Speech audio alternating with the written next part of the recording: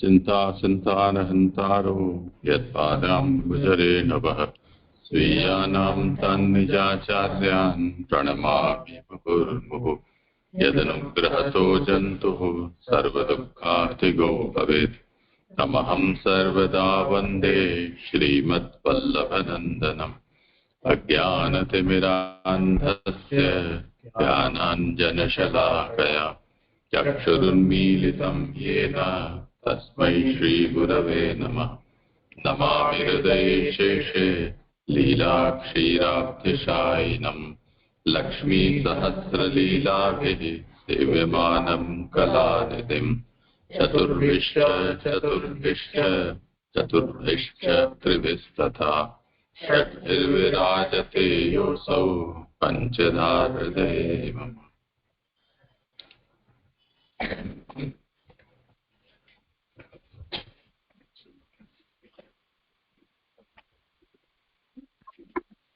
दंडवत प्रणाम दीदी।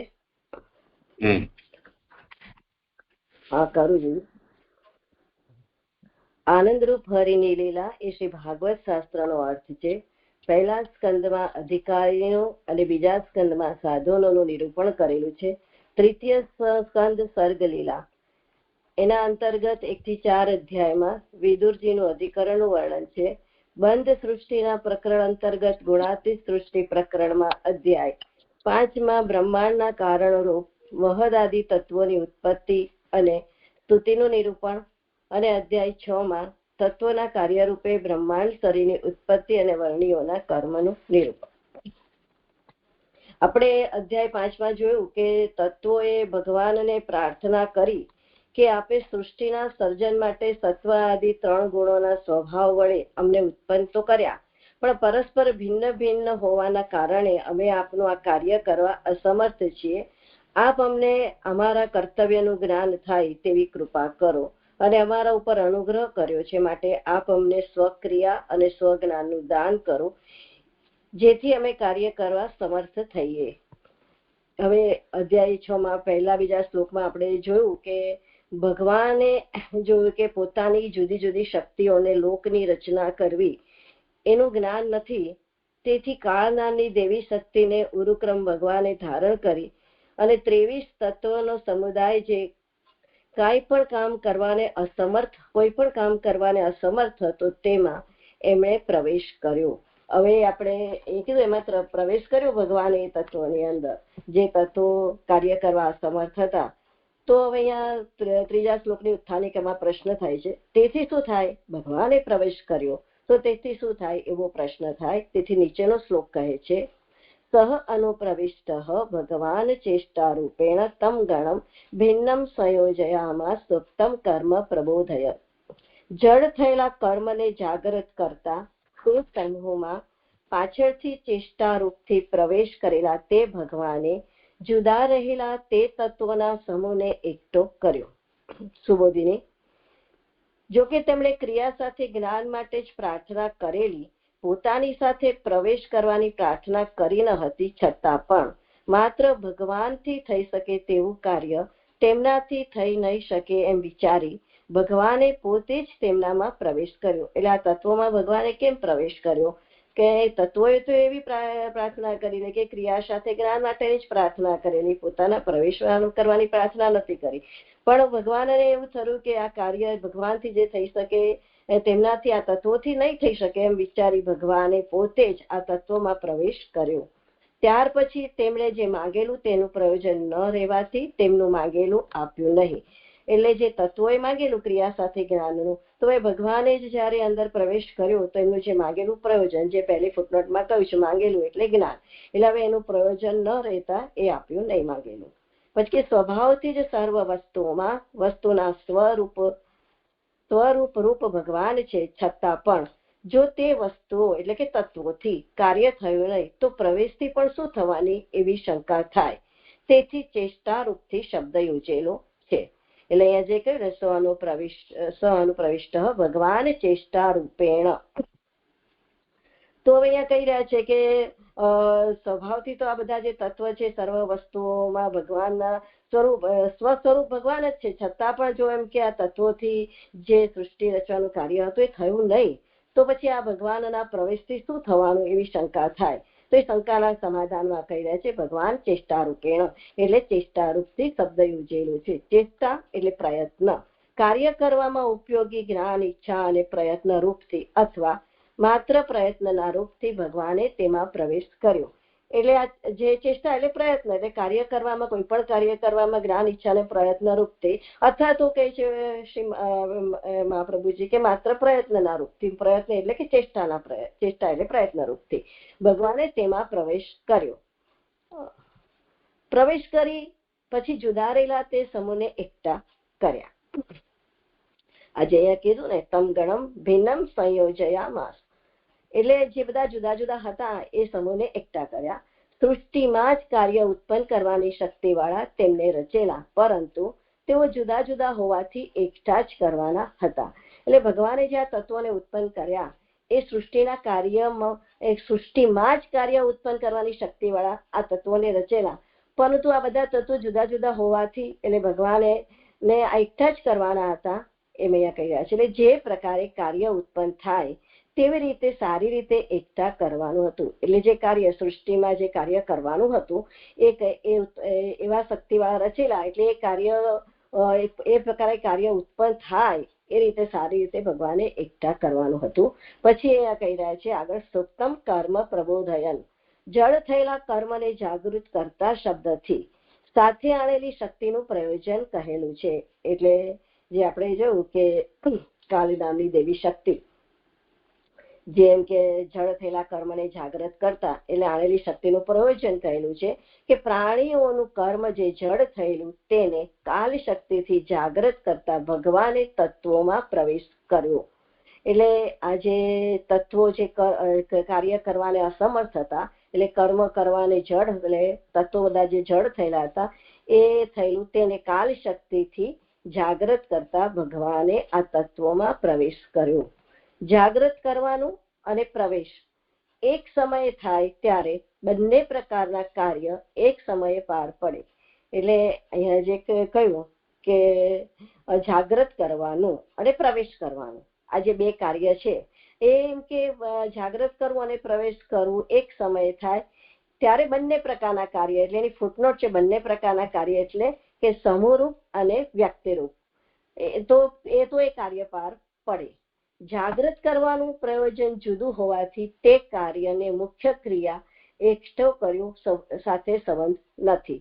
એટલે આજે જાગૃત કરવાનું જે પ્રયોજન જુદું હોવાથી, એટલે જે મુખ્ય ક્રિયા કરી ભગવાન ઉપર કે બધા સમૂહ જે જુદા જુદા હતા ને એકઠા કર્યા એની સાથે સંબંધ નથી. એની ફૂટનોટ છે કર્મને જાગૃત કરનારી કાલ નામની ચેષ્ટા હોવાથી તે કાર્યનો મૂળ ક્રિયા સાથે સંબંધ નથી. એટલે મૂળ ક્રિયા એટલે કે આજે બધા તત્વોને એકઠા કર્યા.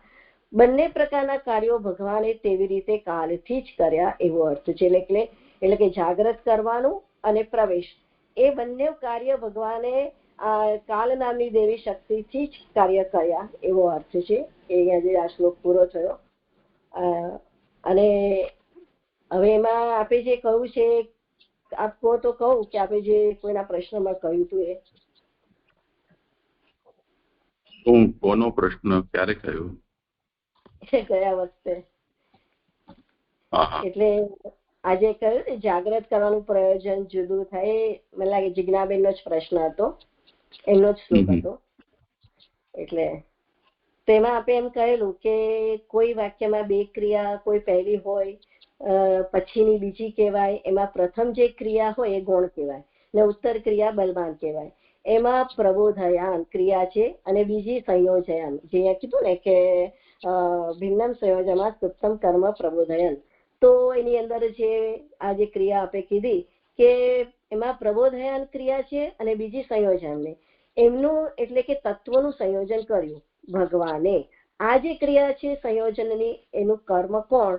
તો કે ભગવાને આજે તત્વોનો સમૂહ જે ભિન્ન છે એમાં અનુપ્રવિષ્ટ, એટલે અનુપ્રવિષ્ટમાં એટલે કે આપણે સમજાયું કે તત્વો તો આવી ગયા અને એમાં પાછળથી ભગવાને પ્રવેશ કર્યો, એ અનુપ્રવિષ્ટ ભગવાને જે પૃથક પૃથક થયેલા જે તત્વનો સમૂહ છે એમાં પ્રવિષ્ટ થયા. તો કેવી રીતે પ્રવિષ્ટ થયા? તો એકતા રૂપથી સૂતેલા જે કર્મો છે એને જગાડતા.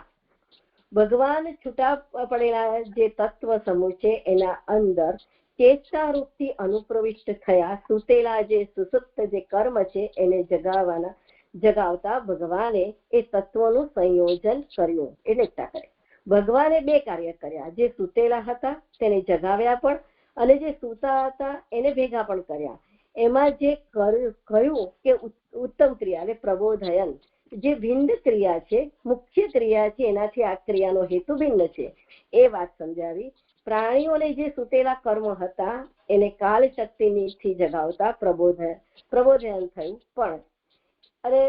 અને ભગવાને તો પ્રવેશ પણ થયો. આ બંને એક જ કાલમાં થયું. આ બંને જે એક જ કાલમાં સિદ્ધ થાય છે, પણ પ્રબોધન છે એ કાલ શક્તિથી કરે છે, એમાં હેતુ ભિન્ન છે. એમાં આપણે એમ કીધેલું કે ભગવાને એમાં જાગો જાગો એવું નથી કહ્યું, એ ભિન્ન હેતુ છે. આ રીતે આપણે ત્યાં સમજાવ્યું હતું. અચ્છા, કરો બોલે.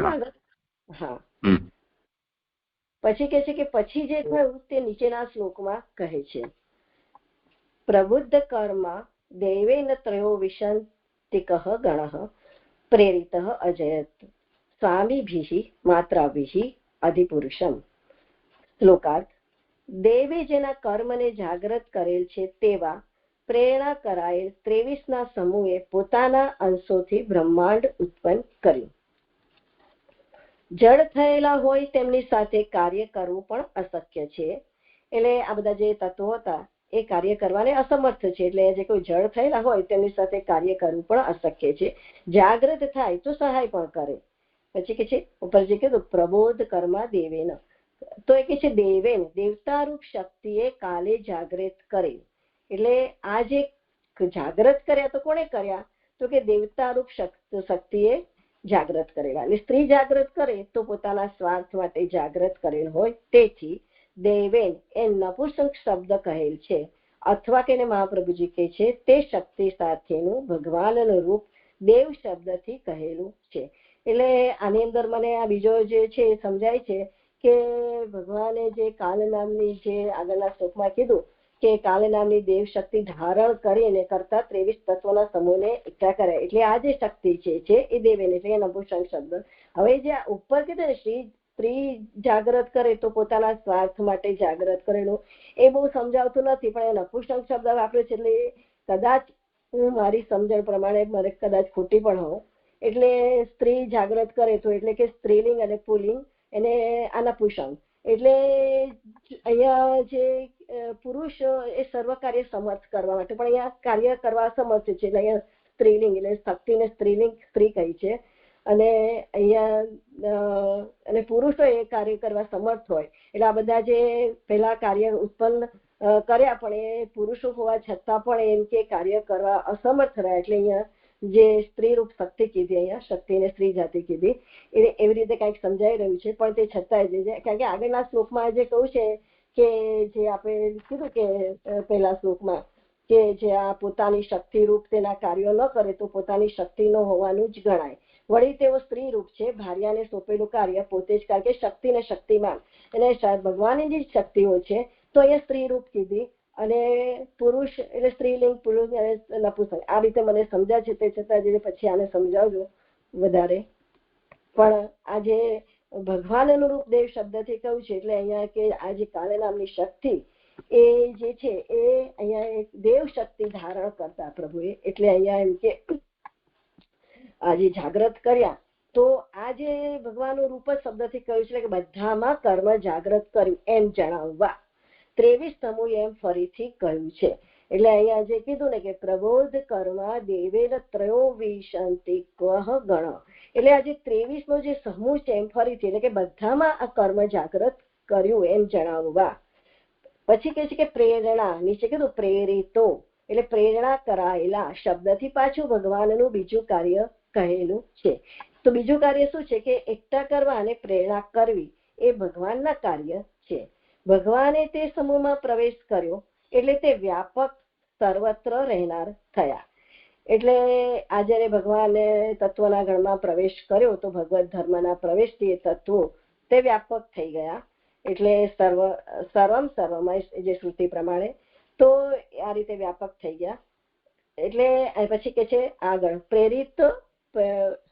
પ્રેરિત અજયત સ્વામીભિઃ માત્રાભિઃ અધિપુરુષમ. તો એ કે છે તેથી થોડા જ તે સમૂહના અંશોથી બ્રહ્માંડ રચાયું એમ પોતાના અંશોથી શબ્દોથી કહેલું છે. એટલે આજે પ્રભુએ જે આ ભગવાને સમૂહમાં પ્રવેશ કર્યો એટલે આ બધા 23 તત્વો વ્યાપક થઈ ગયા. એટલે સર્વમ સર્વમય થઈ ગયું. તો હવે શું થયું તો કે છે એના માત્રાભિઃ એટલે તે સમૂહના અંશોથી બ્રહ્માંડ રચાયું એમ પોતાના અંશથી. એટલે થોડા જ એટલે ત્યાં આપણે કહેલું કે જગત સૃષ્ટિ છે એના અંશથી જેટલું પ્રગટ છે ને એના કરતા અનંત અપ્રગટ છે એ રીતે. એટલે વ્યાપક છે એમાં થોડા જ અંશમાં. પછી અધિપુરુષમ એટલે બ્રહ્માંડ પુરુષનું શરીર હોવાથી પુરુષથી અધિક છે. પુરુષ શબ્દ પણ છે અથવા કે બીજી રીતે અધિપુરુષમ કહે છે. અથવા ઢાંકણો પણ ઉત્પન્ન થયેલા હોવાથી બ્રહ્માંડ પુરુષથી અધિક છે. ભગવાનની પ્રેરણાથી તત્વોના સમૂહે બ્રહ્માંડ કરેલું હોવાથી તે ભગવાનનું રચેલું જ કર્યું. જે ઉપર કીધું ને કે પ્રેરણા શબ્દથી ભગવાનનું બીજું કાર્ય કહેલું છે. એટલે આજે ભગવાનની પ્રેરણાથી તત્વના સમયે બ્રહ્માંડ કરેલું હોવાથી તે ભગવાને જ રચેલું છે એમ કહેવાય. એ રચેલું જ છે એમ. એટલે અહીંયા અધિકમ પુરુષમાં એમાં આપણે કહેલું કે પુરુષ જે આવરણ છે એ બ્રહ્માંડ છે. એની અંદર પ્રવેશ થયો તો બ્રહ્માંડ છે એ આવરણ થઈ ગયું એટલે પુરુષથી અધિક છે એટલે બ્રહ્માંડ પુરુષ. તો ત્યાં આપણે એક્ઝામ્પલ આપેલું કે શરીરની ભીતર આત્મા છે એવી રીતે અધિકમ એક પુરુષનું શરીર હોવાના કારણે અધિક પુરુષ કહ્યું એટલે બીજો અધિક છે. અને બીજું જે અહીંયા કીધું ને કે આ રીતે પણ આપણે કીધું કે પુરુષનું શરીર પુરુષથી અધિક છે. એટલે પુરુષ એટલે પુરુષ અને પુરુષ એ જે વ્યાકરણની દ્રષ્ટિથી એ રીતે પણ આપણે કહ્યું કે પુરુષ અને પુરુષ આપણે એમ પણ કહ્યું હતું. બરાબર છે.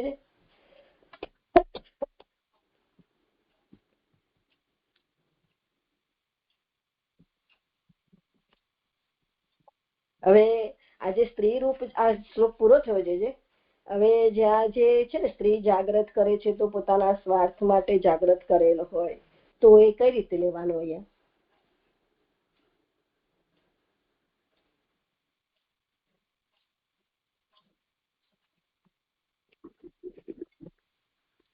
મારો અવાજ આવે છે?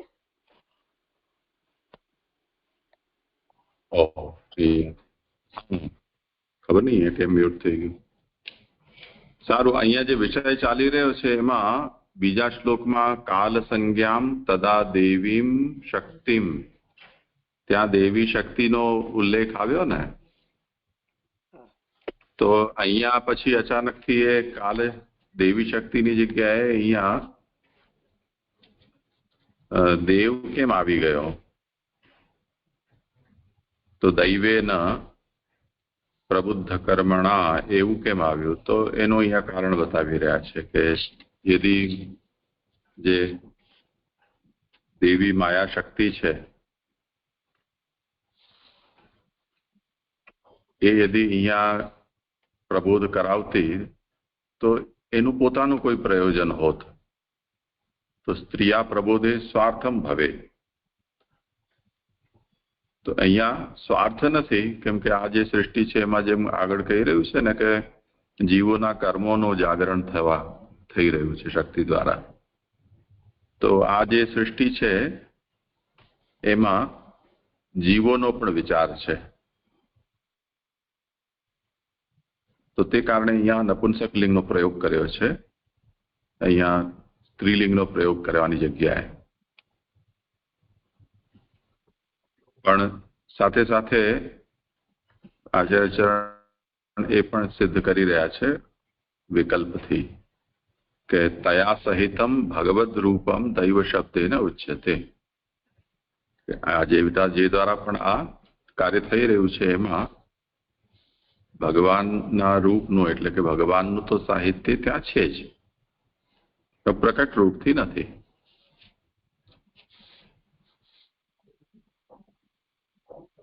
બીજું કઈ હોય તો નહીં તો કરો આગળ.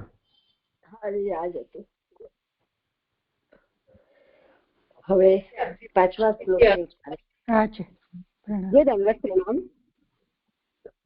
અહીંયા આપણે નીચેથી ત્રીજી લાઈનમાં કીધું ને, અથવા ઢાંકણો પણ ઉત્પન્ન થયેલા હોવાથી બ્રહ્માંડ પુરુષથી અધિક છે.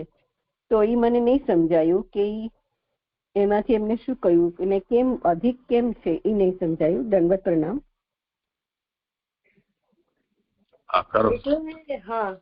એટલે આજે સમૂહના અંશોથી જે બ્રહ્માંડ રચાયું, પ્રભુએ અંદર પ્રવેશ કર્યો તત્વની અંદર, બરાબર. એટલે એ સમૂહથી આ બ્રહ્માંડ એટલે બ્રહ્માંડ પુરુષનું શરીર, કારણ કે એનું આવરણ થયું ને શરીર, એટલે એનાથી અધિક થયું એમ. એટલે ત્યાં જે એવું કીધું હતું, પુરુષનું જે આવરણ છે એ બ્રહ્માંડ છે, અંદર પ્રવેશ કર્યો ને, એટલે એને એક્ઝામ્પલ પણ જે સમજાયું કે જેવી રીતે આપણું શરીર છે, તો અંદર જે આત્મા છે, તો આત્માથી આપણો જે દેહ છે એ અધિક છે, એટલે બ્રહ્માંડ દેહ થયો ને એમ. એ રીતે આવરણ ભૌતિક રીતે મીન્સ એટલે કે એને આવરી લે છે એટલે અધિક છે એમ. અધિપુરુષ એટલે કીધું ને, પુરુષ એમ કે જો તેથી થોડા જ તે સમૂહના અંશોથી બ્રહ્માંડ રચાયું, એટલે પોતાના અંશોથી, એટલે અધિપુરુષ એટલે બ્રહ્માંડ. તો બ્રહ્માંડ પુરુષનું શરીર હોવાથી પુરુષથી અધિક છે, એટલે શરીર થયું ને બ્રહ્માંડ, એને પ્રભુ અંદર અનિશ્ચિત થયા, એટલે ઢાંકણ ઉપર થયું ઉપરનું જે આવરણ. હવે સમજાઈ ગયું. દંડવત પ્રણામ. આ અધિપુરુષમાં એ પુ દીર્ઘ કેમ કર્યો? પછી પણ પુ દીર્ઘ શબ્દ પણ છે એ પુરુષ એ બતાવ્યો, એ ના સમજાયું. સંસ્કૃતમાં અધિપુરુષ આ રીતે પુ દીર્ઘ કયો આવે છે? મને ખ્યાલ નથી. પ્રણામ. મને બી ખ્યાલ નથી. જે ત્યાં આવી રીતે સમજાવ્યું હતું કે રસ્વ દીર્ઘ એટલે પુરુષનું શરીર હોવાથી પુરુષથી અધિક છે, એટલે પુરુષ શબ્દથી, એટલે જે શરીર છે એનાથી અધિક છે, એટલે પુરુષનું શરીર, એટલે પુરુષ જે છે જે અંદર અનિશ્ચિત થયા એનાથી અંદર શરીર, એટલે પુ એમ લંબાય ને, પેલું પુરુષ બોલાય ખાલી. એવી રીતે જે સમજાવ્યું હતું ત્યાં, એટલે અધિક થયું ને લંબાણમાં.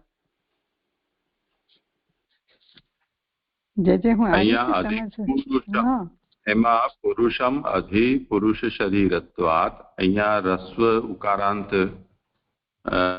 રસ્વ ઉ સાથે પુરુષ શબ્દનો પ્રયોગ કરેલો છે. એને શ્રી મહાપ્રભુજી સ્પષ્ટ કરી રહ્યા છે કે જેવી રીતે પુરુષ એ રસ્વ ઉકારાંત છે તે રીતે દીર્ઘ પણ છે. તો બંને જાતના શબ્દ છે એ સાધુ પ્રયોગ છે, એ અહીંયા સમજવું જોઈએ. એટલે પુરુષમાં રસ્વ અને દીર્ઘ બંને લખી શકાય છે એમ કે છે ને?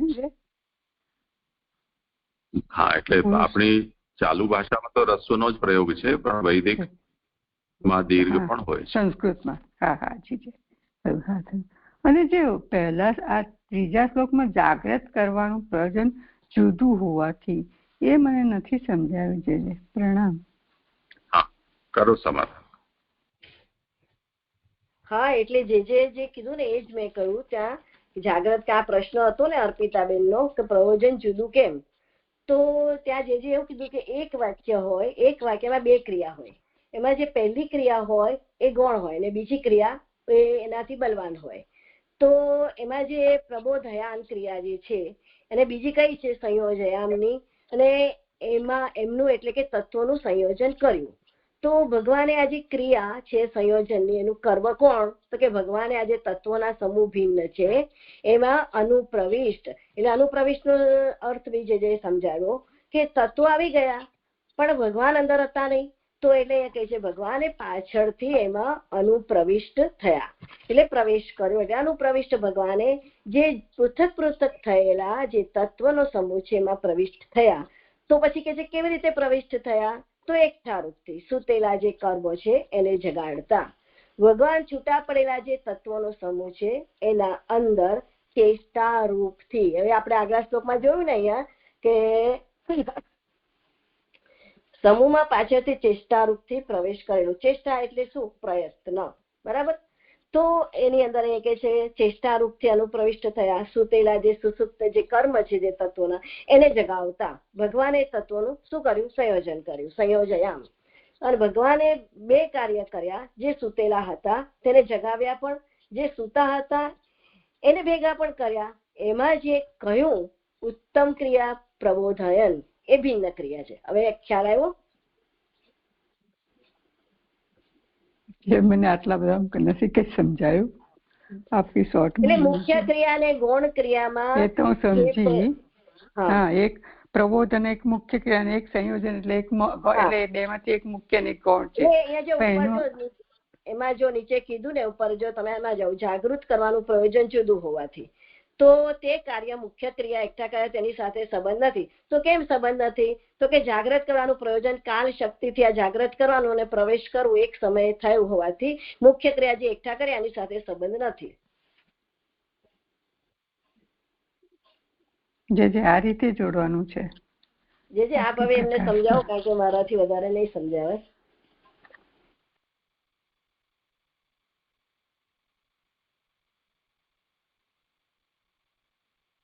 એમાં જે છે ને કાલ શક્તિથી જે છે ને એમાં કીધું એક જ કાળમાં સિદ્ધ થાય છે, પણ પ્રબોધન જે છે ને એ કાલ શક્તિથી કરે છે. એમાં હેતુ ભિન્ન છે. તો એમાં કીધું ને જે કે એમાં હેતુ ભિન્ન જાગો જાગો નથી કહ્યું, એટલે ભિન્ન હેતુ છે.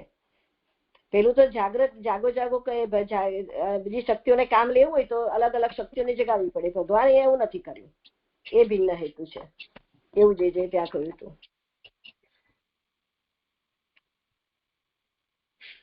તે બે ક્રિયા છે અહીંયા, એ ધ્યાનથી જરા સમજી લો એકવાર.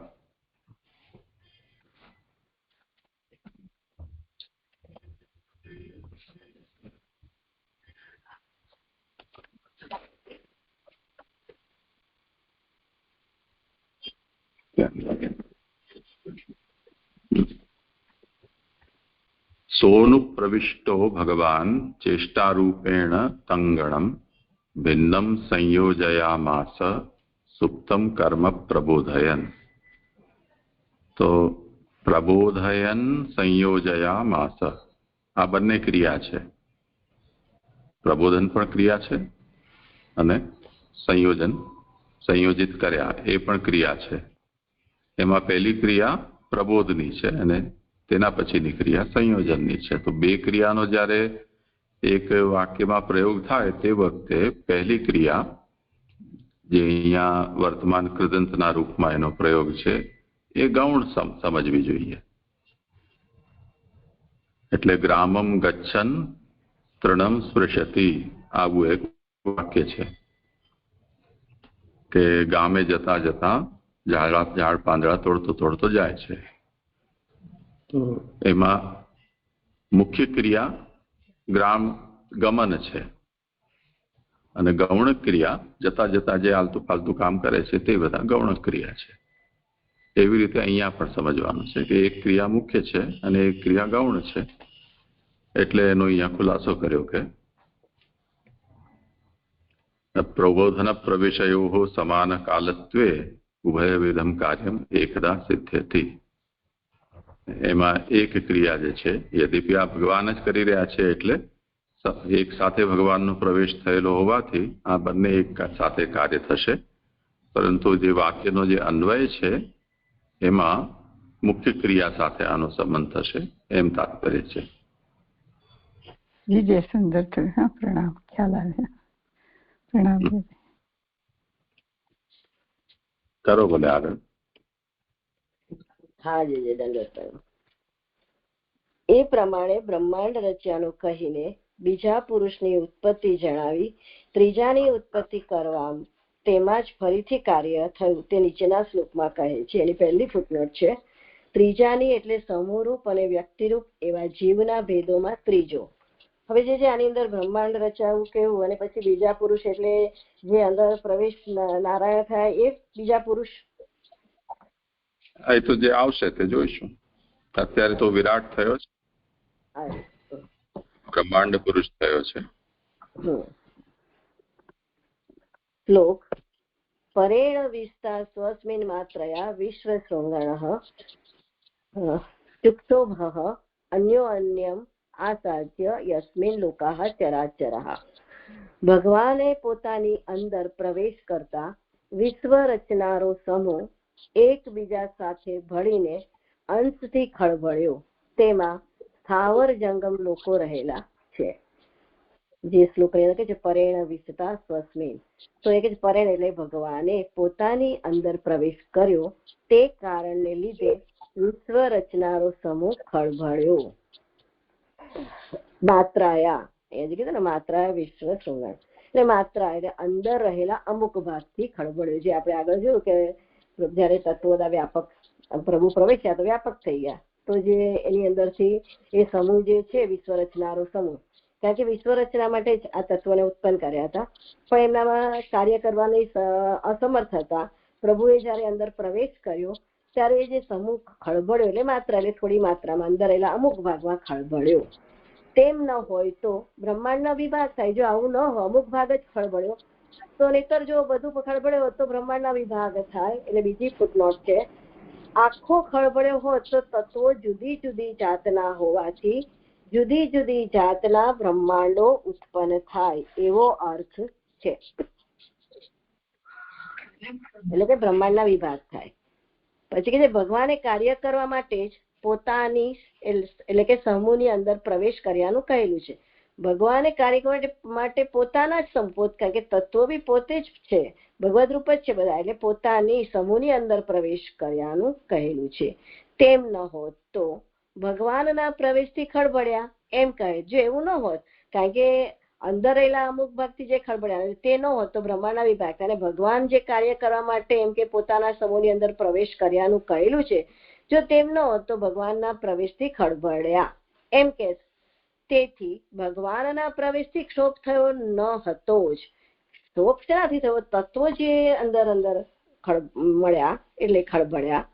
તો અહીંયા કહે છે ત્યારે એક બ્રહ્માંડ ઉત્પન્ન થયેલું, પરંતુ જ્યારે ભગવાને ફરીથી વશ રાખનાર રૂપ સાથે અથવા જુદા રૂપથી તે સમૂહને સ્પર્શ કર્યો ત્યારે મધ્યમાં હજારો કટકા થયેલો તે ખળભળ્યો. એટલે ત્યારે એક બ્રહ્માંડ, જે કીધું ને અમુક માત્રામાં જે અંદર રહેલા અમુક ભાગથી ખળભળ્યો ત્યારે એક બ્રહ્માંડ ઉત્પન્ન થયું. તો એની ત્રીજી ફૂટનોટ છે, ત્યારે એક સમૂહ એક ભાગમાં પોતાની મેળે ખળભળ્યો ત્યારે. તેથી ભગવાને એના પ્રવેશથી ક્ષોભ થયો ત્યારે એક બ્રહ્માંડ ઉત્પન્ન થયેલું, પરંતુ જ્યારે ભગવાને ફરીથી વશ રાખનારા રૂપ સાથે એટલે નિયામક તરીકે અથવા તો କିଛି જુદા રૂપથી એટલે સાક્ષી રૂપથી સમૂહને જ્યારે સ્પર્શ કર્યો ત્યારે મધ્યના હજારો કટકા થયેલા તે ખળભળ્યો.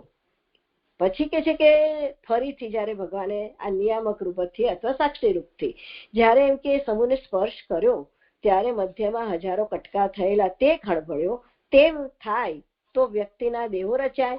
જો તેમ ન થાય તો એટલે જો ખળભળ્યો ખળભળાટ એકબીજાનો ન થાય તો એમ કે વ્યક્તિઓના દેહો રચાય નહીં.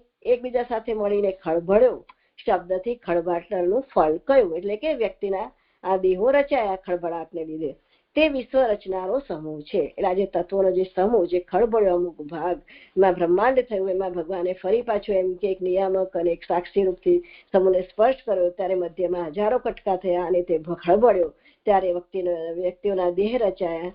એટલે એમ કે ખળભળાટનું ફળ કયું? અને આજે તત્વો જે છે વિશ્વ રચનાનો સમૂહ છે, અને વિશ્વ રચવું એ તેનું પોતાનું કાર્ય ભગવાને એમને ઉત્પન્ન જ એના માટે કર્યા છે. આપણે આગળ જોઈ ગયા કે ભગવાને એમને આ સૃષ્ટિ રચવાના કાર્ય માટે ઉત્પન્ન કર્યા, પણ જુદા જુદા હોવાથી એ કાર્ય કરવાને અસમર્થ હતા. એટલે ભગવાને અંદર પ્રવેશ કર્યો. એટલે સમૂહની અંદર પ્રવેશ કર્યો એટલે એ વ્યાપક થઈ ગયા એટલે એની અંદર અમુક ભાગ ખળભળ્યો એટલે એક બ્રહ્માંડ થયું.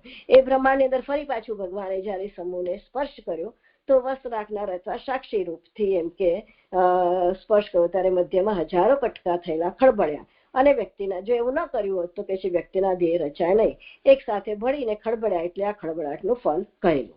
તે વિશ્વ રચનારો સમૂહ છે. એટલે આજે વિશ્વ રચવાનું સમૂહ એટલે આ તત્વો. એ વિશ્વ રચવું એ તેનું પોતાનું કાર્ય છે. પોતાનું કાર્ય એટલા માટે કે તત્વોને વિશ્વ રચવા માટે જ ભગવાને ઉત્પન્ન કર્યા છે અને એમનું કાર્ય છે. તે એક તત્વમાં પણ બધા તત્વોનું કાર્ય ઉત્પન્ન થાય તે માટે એકબીજા સાથે ભળીને ખળભળ્યો એટલે એ દરેક તત્વમાં પણ બાકીના 22 તત્વોનો પ્રવેશ થયો. એટલે કેવી રીતે થયું? તો હવે આજે 23 તત્વો જે છે એની અંદર એક તત્વ જે છે એની અંદર 22 પ્રવેશ્યા. એવી રીતે બીજો ત્રીજો રીતે દરેકની અંદર એક એક એક કરી 23 તત્વો એકબીજાની અંદર પ્રવેશ્યા. તો એ પ્રવેશવાથી શું થયું? તો કે એ પ્રમાણે વિસ્તાર થતા આકૃત્ય અધિકરણના નિયમ પ્રમાણે અનંત કાર્યો થયા. એટલે આ 23 તત્વોની અંદર આ રીતે 23 એકબીજા અંદર પ્રવેશ્યા. તો એનાથી એ થયું કે અધિકૃત્ય અધિકરણનો જે નિયમ છે એ પ્રમાણે શું થયું કે અનંતપણું એટલે કે અનંત કાર્યો થયા. એટલે તેથી તે માટે જ એકબીજા સાથે ભળેલા તેમાંથી જે ઉત્પન્ન થયું તે કહે છે એટલે કે અનંત કાર્યો. એટલે એની અંદર અનંત કાર્યો એટલે કે કેવી રીતે કે જેવી રીતે કે આ આકૃત્ય અધિકરણ એ નિયમ એમાં ભગવાન અનંતવિધ આકૃતિઓ જે છે એ વિદ્યમાન છે. અને ભગવાન જ્યારે એકમાંથી અનેક થવા ઈચ્છે ત્યારે અનંતવિધ આકૃતિઓ ભગવાનમાંથી ઉત્પન્ન કરે છે. અને આવિર્ભાવ તિરોભાવથી ભગવાન જ્યારે પણ ઉત્પત્તિ કરશે, જો ભગવાન અનેકવિધ પ્રકારે ઉત્પન્ન કરી શકે તો એક પ્રકારની સૃષ્ટિનું વર્ણન નથી, પણ અનેક પ્રકારની સૃષ્ટિનું વર્ણન આપણે ત્યાં છે. પરંતુ અહીંયા જે છે એ ભગવાન જ્યારે ઉત્પન્ન કરે છે તો પોતાની અનુકૃતિને ઉત્પન્ન કરે છે કે એટલે કે પોતાની સેલ્ફ રેપ્લિકા આકૃતિ અને અનુકૃતિ બંનેને ઉત્પન્ન કરે છે. ભગવાન આકૃતિ એટલે અનંતવિધ પોતાનામાં જે અનુષ્ઠિત આકૃતિઓ છે એ ભગવાનની જ આકૃતિઓ છે, કોઈ બીજાની નથી. ભગવાન પોતાની જ આકૃતિઓ બ્રહ્માંડમાં ઉત્પન્ન કરે છે. અને આકૃત્ય અધિકરણથી કહે છે કે જેટલી પણ વ્યક્તિઓની આકૃતિઓ છે બધી વ્યક્તિઓની આકૃતિની જે કોની એક જાતની, જેમ ઘણી બધી ગાયો હોય તો ગાયોમાં એક કોમન આકૃતિ હોય, એ ગાયની જાતિ, એવી રીતે કોમન ગાયની જાતિ કહેવાય. પણ ગાયો ઘણી પ્રકારની, કોઈ નાની હોય, કોઈ મોટી હોય, જાડી પાતળી, એવી રીતે ભિન્ન ભિન્ન હોય. પણ એ ગાય નથી એવું તો નહીં કહેવાય, ગાય જ કહેવાશે જાતિ પ્રમાણે. એટલે આકૃતિ તો ગાયની જ છે. બધી ગાયની અંદર એવી રીતે ભગવાન એવી રીતે જ્યારે ભગવાન જ્યારે બ્રહ્માંડની ઉત્પત્તિ એ કરે છે, ઉત્પત્તિમાં બ્રહ્માંડને ઉત્પન્ન કરીને બ્રહ્માંડની અંદર જ અનુપ્રવિષ્ટ કરે ત્યારે ભગવાનની જ આકૃતિઓ અને ભગવાનની જ અનુકૃતિઓ બ્રહ્માંડની અંદર ભગવાન સ્વયં પ્રવિષ્ટ કરે છે. કોઈ એક્સટર્નલ મટીરિયલની અંદર પ્રવેશ નથી કરતા. એવી રીતે બ્રહ્માંડની ઉત્પત્તિ કરે અને બ્રહ્માંડની અંદર અનુપ્રવિષ્ટ કરે. પાછળથી તો અનુપ્રવિષ્ટ કોની અંદર કરે છે? સ્વયં પોતાની. એટલે બ્રહ્મમાંથી જે ઉત્પન્ન થયું એની અંદર જ અનુપ્રવિષ્ટ કરે છે. એટલે કે સ્વયં પોતે જેમ કે અંદર તો એટલે અહીંયા કે છે જ્યાં ઉત્પન્ન કરેલા તત્વો છે તત્વોમાં જ ભગવાને અનુપ્રવેશ કરે છે. એટલે જે આ 22 તત્વો જે 23 તત્વો જે છે એમાં 22 તત્વો જે ભગવાને બનાવી દીધા, દરેક તત્વો એકબીજામાં એમ કે જયારે એકબીજામાં પ્રવેશ કર્યો એટલે એક તત્વમાં 22 તત્વો પ્રવેશ કર્યો. એ રીતે બધા જ તત્વો બધામાં પ્રવેશ થયા અને એ ખળભળાટ. એનું મૂળ કારણ ભગવાનની અંદર જે નીકળેલા તત્વો છે એ ભગવાનની જ આકૃતિઓ હોવાના કારણે 22 તત્વોની એક જાતિ છે. ભગવાનની જાતિ જેમ ભગવાનની જાતિ એટલે કે જેમ બધી ગાયોની જાતિ એક જ ગાય છે એમ, બરાબર. તો એવી રીતે કે છે બધા તત્વો નીકળેલા એનો મૂળ જાતિનો ભગવાન જ છે. તો બધા તત્વોની એટલે એ બધા જ તત્વો ભગવદ રૂપ જ છે. જ્યારે કીધું ને કે તેથી એક તત્વમાં પણ બધા તત્વોનું કાર્ય ઉત્પન્ન થાય તે માટે એકબીજા સાથે ભળીને ખળભળ્યા. એટલે કે દરેક તત્વમાં પણ બાકીના 22 તત્વો પ્રવેશ થયો. એ પ્રમાણે વિસ્તાર થતા આકૃત્ય અધિકરણના નિયમ પ્રમાણે અનંત કાર્ય થયા છે. એમાં જે આપણે આને વ્યાકરણની દ્રષ્ટિથી બી બહુ સરસ સમજાવ્યું છે કે આ આકૃતિ વ્યાકરણથી એમ આપણે સમજાવ્યું કે જાતિ અને વ્યક્તિ એટલે કે જાતિનો મતલબ કે વ્યક્તિનો સમૂહ. એમાં જે એનો અસાધારણ ગુણ હોય કે દરેકની અંદર કે જેમ ગાયનો ગણ છે, આપણે એને બધાને ગાય તરીકે ઓળખીએ. દરેકનો સામાન્ય ગુણ હોય. એકની એની જાતિ કહેવા જેમ ગોત્વ, ગાયનો ગણ જાય છે, જુઓ ગાય જાય છે એમ એક વચનમાં બોલી શકો. એટલે જાતિના અભિપ્રાયથી એક વચન જે છે ગાયો માટે બહુવચન વાપરવો જોઈએ, પણ જાતિને લઈને વાપરશો તો એક વચનમાં વાપરી શકો. વ્યાકરણમાં એ વિચાર થયો કે માની લો કે જાતિમાં અનેક જાતિ હોય, એટલે કે એક ગણનીલ ગાયનું હોય, એક કાકરેલીનું હોય, એક રળિયાળીનું હોય, આવી અનેક પ્રકારની ગાયો હોય. તો ગાયો વ્યક્તિવાચક થાય કે જાતિવાચક થયું. 3 જાતની ગાયો જો જતી હોય તો વ્યક્તિ ગાયના બહુવચનથી નિર્દેશથી પણ થઈ શકે અને એકથી અનેક જાતિના અર્થમાં પણ હોઈ શકે.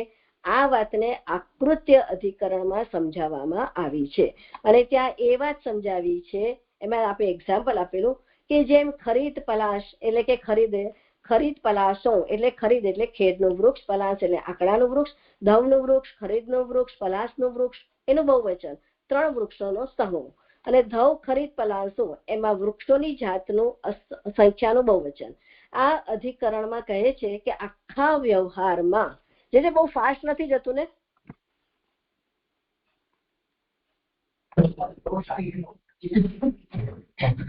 બધાની અલગ અલગ સમજ છે.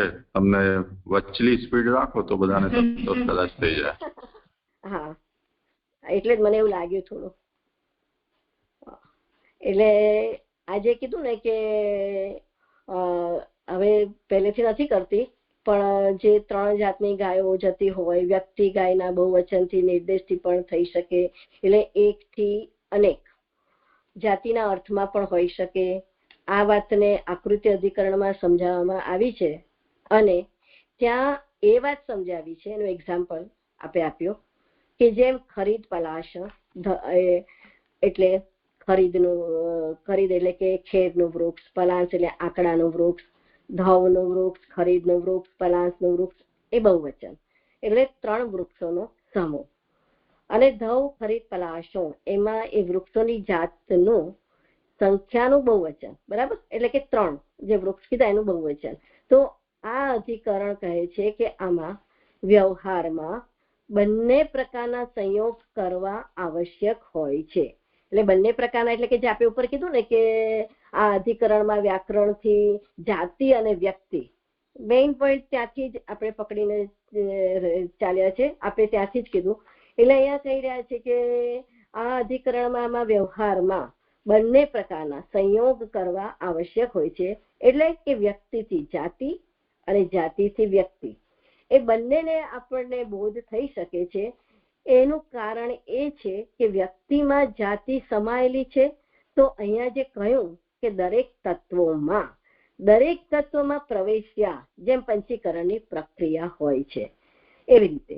એટલે કે ગાય બોલતા ગાયનો ધણ પણ હોઈ શકે અને ગાય બોલતા ગાય વ્યક્તિ પણ હોઈ શકે, કેમ કે એકબીજાની અંદર એકબીજાનો પ્રવેશ થઈ ગયો. એટલે આ તત્વને સમજાવવા માટે આ વ્યાકરણની દ્રષ્ટિથી આપણે જાતિ અને વ્યક્તિથી આખું અહીંયા સમજાવ્યું છું. એટલે કે જાતિ વ્યક્તિના સંબંધમાં શું છે એમાં આપણે પછી આપણે સમજાવ્યું કે તો એમાં આપણે એક્ઝામ્પલ પણ આપ્યો કે એકથી વધુની અંદર સમાયેલું હોય એ જાતિ. એમાં આપણે એક્ઝામ્પલ શું આપ્યું કે માની લો કે 5 જણા છે, તો 5 કોઈ એક કક્ષાના, કોઈ 5માના છે, કોઈ 7માના છે. તો આ 5ની અંદર ગુણ સમાન છે, તો પણ એ વ્યક્તિની જાતિ વર્ણ ભિન્ન ભિન્ન, પછી વજન રંગ એ પણ ભિન્ન ભિન્ન, દેશ કે પ્રદેશથી પણ ભિન્ન ભિન્ન હોય, પરંતુ એક કક્ષામાં હોવું એ સમાન છે. એ ગુણ દરેક વ્યક્તિના ભીતર છે. એવી રીતે આ તત્વોની અંદર આ તત્વને સમજાવવા માટે આ જાતિ અને વ્યક્તિથી વ્યાકરણની દ્રષ્ટિથી આપણે બહુ સરસ સમજાવ્યું છે. જે તો હવે અહીંયા કે છે 22 તત્વો પ્રવેશી ગયા, એમ દરેક તત્વોમાં આ રીતે પરસ્પર સંમેલન થયું. તો સંમેલન થયું તો જેનાથી આ તત્વો શું થયું, સર્વરૂપે અને અનંત ગુણો અનેક પ્રકારના તે પ્રગટ થઈ ગયા. આ રીતે આપણે કહ્યું. એટલે આટલું મેં આપણે સમજાવ્યું હતું વ્યાકરણથી. હવે આગળ કે છે તેથી તે માટે એકબીજા સાથે ભળેલા તેમાંથી જે ઉત્પન્ન થયું તે કહે છે કે તેમાં એટલે કે એકબીજા સાથે ભળીને ખળભળેલા તે સમૂહમાં તરત જ સ્થાવર જંગમ લોકો રહેલા થયા. એટલે અહીં શોર્ટ આની અંદર એમ કહે છે કે આજે અનંત લીલાવાળી ભગવાનની પોતાની શક્તિ રૂપે જે મહત્તત્વ વગેરે પરસ્પરથી ભિન્ન બનીને રહ્યા હતા અને જગતની રચના માટે અસમર્થ હતા, તેથી એ 23 તત્વોના સમુદાયમાં અંતર્યામી રૂપે પ્રવેશ કર્યો. પરિણામે એ તત્વોની ક્રિયાશક્તિ જાગ્રત બની રહી અને એ તત્વો એકત્ર પણ થયા. અંતર્યામીના પ્રવેશથી એ સર્વ તત્વો પરસ્પર મળી પોતપોતાના અંશથી પરિણામ પામ્યા અને જેમાં સ્થાવર જંગમ સર્વ રહેલા છે એવા વિરાટ પુરુષ રૂપે પ્રગટ્યા. જે અહીંયા મારું પૂરું થાય છે અને મારું અહીંયા શ્લોક પણ પૂરા થાય છે. દંડવત પ્રણામ. જે હા, કઈ હોય વિચાર? અમે આપે બહુ સરસ સમજાવી દીધું છે ગયા વખતે, એટલે પ્રશ્ન જેવું બહુ રહેતો ને કે સરસ રીતે સમજાવ્યું છે. જે આપે આકૃતિ અધિકરણનો નિયમ પણ બહુ સરસ સમજાયો અને આ ઉપરથી જ કન્ટિન્યુઅસ ચાલતું જ આવ્યું છે. તત્વો છૂટા થયા, પ્રવેશ્યા, વિશ્વ રચના, સમૂહ થયો, એટલે આ કન્ટિન્યુઅસમાં જ આવે છે અને આ વિરાટ પુરુષ રૂપે પ્રગટ્યા. છતાં કોઈને કઈ પૂછવું હોય અહીંયા જે 3 નંબરની ફૂટનોટ જે વચન પર છે ને, સુબોધિનીમાં ઉપરથી 1, 2, 3, 4, 5મી લાઈન, ત્યારે એક બ્રહ્માંડ ઉત્પન્ન થયેલું, પરંતુ જ્યારે ભગવાને ફરીથી વશ રાખનારા રૂપ સાથે અથવા જુદા રૂપથી તે જ સમૂહનો સ્પર્શ કર્યો ત્યારે મધ્યમાં હજારો કટકા થયેલો તે ખળભળ્યો. એટલે આ પ્રક્રિયા તો બરાબર છે, જે ભાવનાબેને કહ્યું એ પ્રકારે પ્રક્રિયા તો સમજાય કે ભગવાને પ્રવેશ કર્યો, પછી પોતાની કાલ શક્તિ સાથે પ્રવેશ થયો, એના કારણે આ ખળભળ્યું. પણ મધ્યમાં હજારો કટકા, એટલે આ પ્રક્રિયાને કેવી રીતે સમજવાની આ વચનોથી, એ થોડું છે. હા, કરો સમાધાન. જે પ્રણામ. મને પણ આ જ પ્રશ્ન છે. એક જ મિનિટ ભાવનાબેન. ને પણ એમાં છે ને ત્યાં કીધું જ ને ભાવનાબેને કે ભગવાને ફરીથી વશ રાખનારા રૂપ એટલે કે નિયામક રૂપ અને જુદા રૂપ એટલે કે સાક્ષી રૂપથી, એટલે એ માટેનો પ્રશ્ન છે. બાકી આ પ્રશ્ન મારો પણ છે. જે પ્રણામ. હા, એનો જવાબ તો જે જ આપેલો છે, એટલે મેં જે ના જ વાક્યો લીધા છે અહીંયા. હા, પણ એટલે ચોક્કસ જે એક વખત સમજાવી દીધું છે, પણ મને થોડું એટલે આ જે નીલમબેનનો પ્રશ્ન છે ને એની વાત કરી રહી છું કે જે ભગવાને ફરીથી વશ રાખનાર, એટલે વશ રાખનાર એટલે નિયામક, જે નિયમન કરે નિયામક રૂપથી અથવા જુદા રૂપથી, જે સાક્ષી રૂપથી જે અંદર હોય છે એ રીતથી, એ રીતે જે તે વખતે આવું સમજાવ્યું હતું.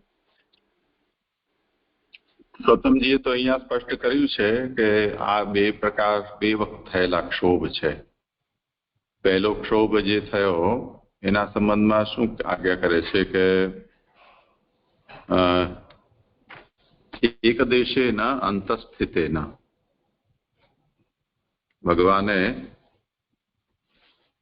અંતસ્થિત ભગવાને એક દેશેના આક્ષોભ કર્યો. અહીંયા એને કયા શબ્દમાં કહી રહ્યા છે? ભગવાન. હા, તેથી પ્રવેશથી ક્ષોભ થયો ન હતો ત્યારે ક્યાં ગયું?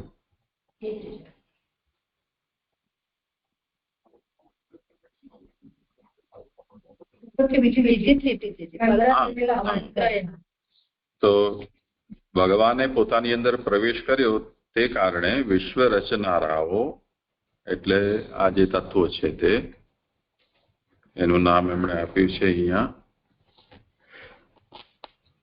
વિશ્વ સર્જામ, એટલે જે વિશ્વ સર્જો છે એનો જે ગણ, એ ભગવાને પ્રવેશ કર્યો એટલે ખળભળ્યા. હવે એમાં મૂળમાં જે શબ્દ આપેલો છે એ માત્રયા છે.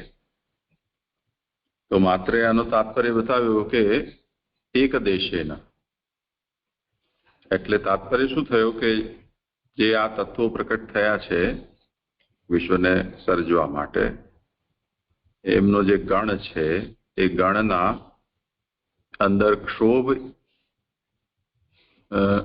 અંશ માત્રથી થયો છે, એમ સમજો. આંશિક ક્ષોભ થયો છે. હવે જો પૂરેપૂરો ક્ષોભ થયો હોત તો શું થાત? તો અન્યથા બ્રહ્માંડ ભેદસ્યાત, તો એવું થયું હોત કે એક જ ક્ષોભથી અનેક બ્રહ્માંડોનું સર્જન થઈ ગયું હોત.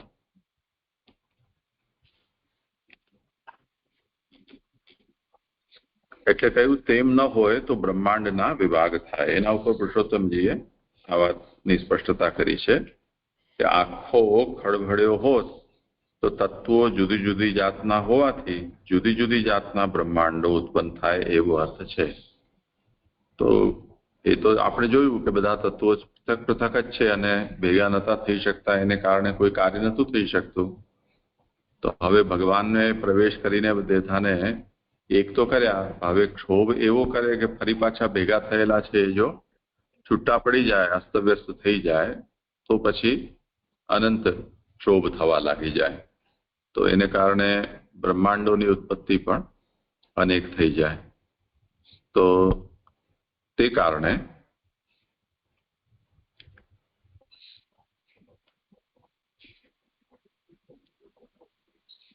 અતઃ પ્રવેશેન અક્ષોભ એવ તદા એકમ બ્રહ્માંડમ નિષ્પન્ન. અત્યારે ભગવાનની ઈચ્છા એ જાતની છે કે એક બ્રહ્માંડ ઉત્પન્ન થાય અને એ બ્રહ્માંડમાં પુનઃ બીજો ક્ષોભ થાય, તે વખતે એના અંતર્ગત બીજા વિભાગ થાય.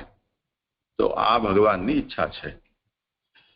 તો તે કારણે અહીંયા જે બીજું છે સ્વસ્મિન વિષતા શબ્દથી કહ્યું કે એક બ્રહ્માંડ ઉત્પન્ન થયેલ, પરંતુ જ્યારે ભગવાને ફરીથી વશ રાખનારા રૂપ સાથે અથવા જુદા રૂપથી, એટલે ફરીથી એટલે બીજી વખત વશનારા રૂપ સાથે એટલે નિયામક રૂપ સાથે અથવા પૃથક રૂપથી એ સમૂહનો સ્પર્શ કર્યો, ત્યારે મધ્યમાં હજારો કટકા થયેલો તે ખળભળ્યો. તો આ જે બીજો ક્ષોભ છે એ એક બ્રહ્માંડ પિંડ થયું છે, એના ભીતર વ્યષ્ટિ તત્વો છે કે સૃષ્ટિ છે એને પ્રકટ કરવા માટેના હેતુથી ભગવાને કર્યું છે, અભિપ્રાય છે.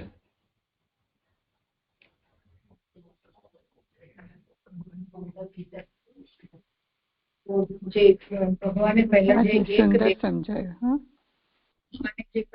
એક દેશના જે ક્ષોભ થયો એનાથી એક પહેલું એક જે બ્રહ્માંડ જે ભગવાને ઈચ્છ્યું એ એક થયું, અને ત્યાર પછી એ બ્રહ્માંડમાં આ બધા લોક આદિ એ ભગવાનના ક્ષોભથી થયા.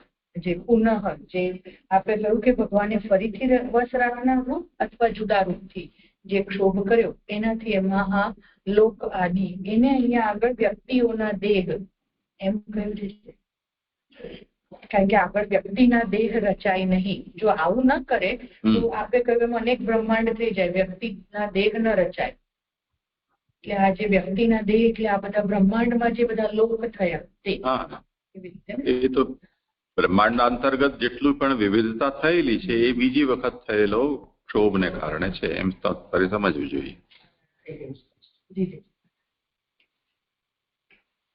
ને જે પ્રણામાં જે ચોથું જે અધિકરણનું એ છે ને ફૂટનોટ, એમાં જે છે ને છેલ્લી લીટી, એટલે આમાં એવું છે કે આકૃતિ સાથે સંબંધ છે, એટલે એક આકૃતિ મેઇન છે એમ, એક આકૃતિ બીજી, પણ તેમ એકબીજા સાથે ભળેલા 23 તત્વોનો એ નિયમ પ્રમાણે અનંત વ્યક્તિઓ સાથે સંબંધ થાય છે. એ લીટી જે આની જોડે જોડ્યું તે નથી સમજાતું કે 23 તત્વોનો એ નિયમ પ્રમાણે અનંત વ્યક્તિઓ સાથે સંબંધ થાય છે. એ કેવી રીતે મને નથી સમજાયું. છે પ્રણામ. જે હા કરો સમાજ જે આપ સમજાવશો તો જ અમને સમજાશે, કારણ કે મેં તો એકવાર સમજાવ્યું, હવે આપ સમજાવો. અચ્છા, और કોઈને કરવો હોય પ્રયત્ન?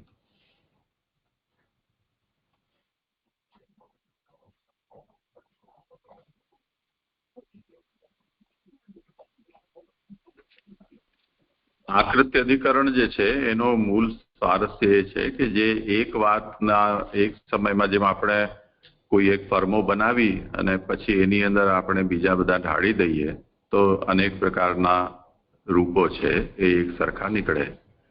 એવી રીતે આકૃત્ય અધિકરણ પણ અહીંયા એ અભિપ્રાયથી કહેવામાં આવ્યું છે કે એકસ્મિન અપી દ્વાવિંશતિ તત્વાનામ પ્રવેશ, કે ભગવાનનો પ્રવેશ થતાની સાથે એક એક તત્વમાં, તો જે કુલ 23 તત્વ છે એમાં એક રૂપથી ભગવાનનો પ્રવેશ થયો તો બાકીના 22 પણ એ એકની અંદર પ્રવિષ્ટ થઈ ગયા.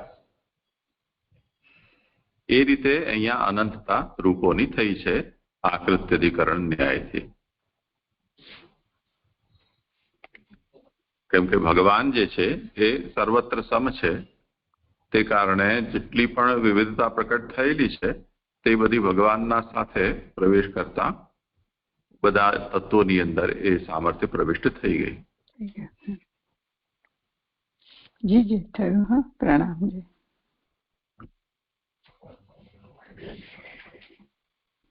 આગળ જેમનો વારો હોય. હા જી, દંડવત પ્રણામ કરું છું.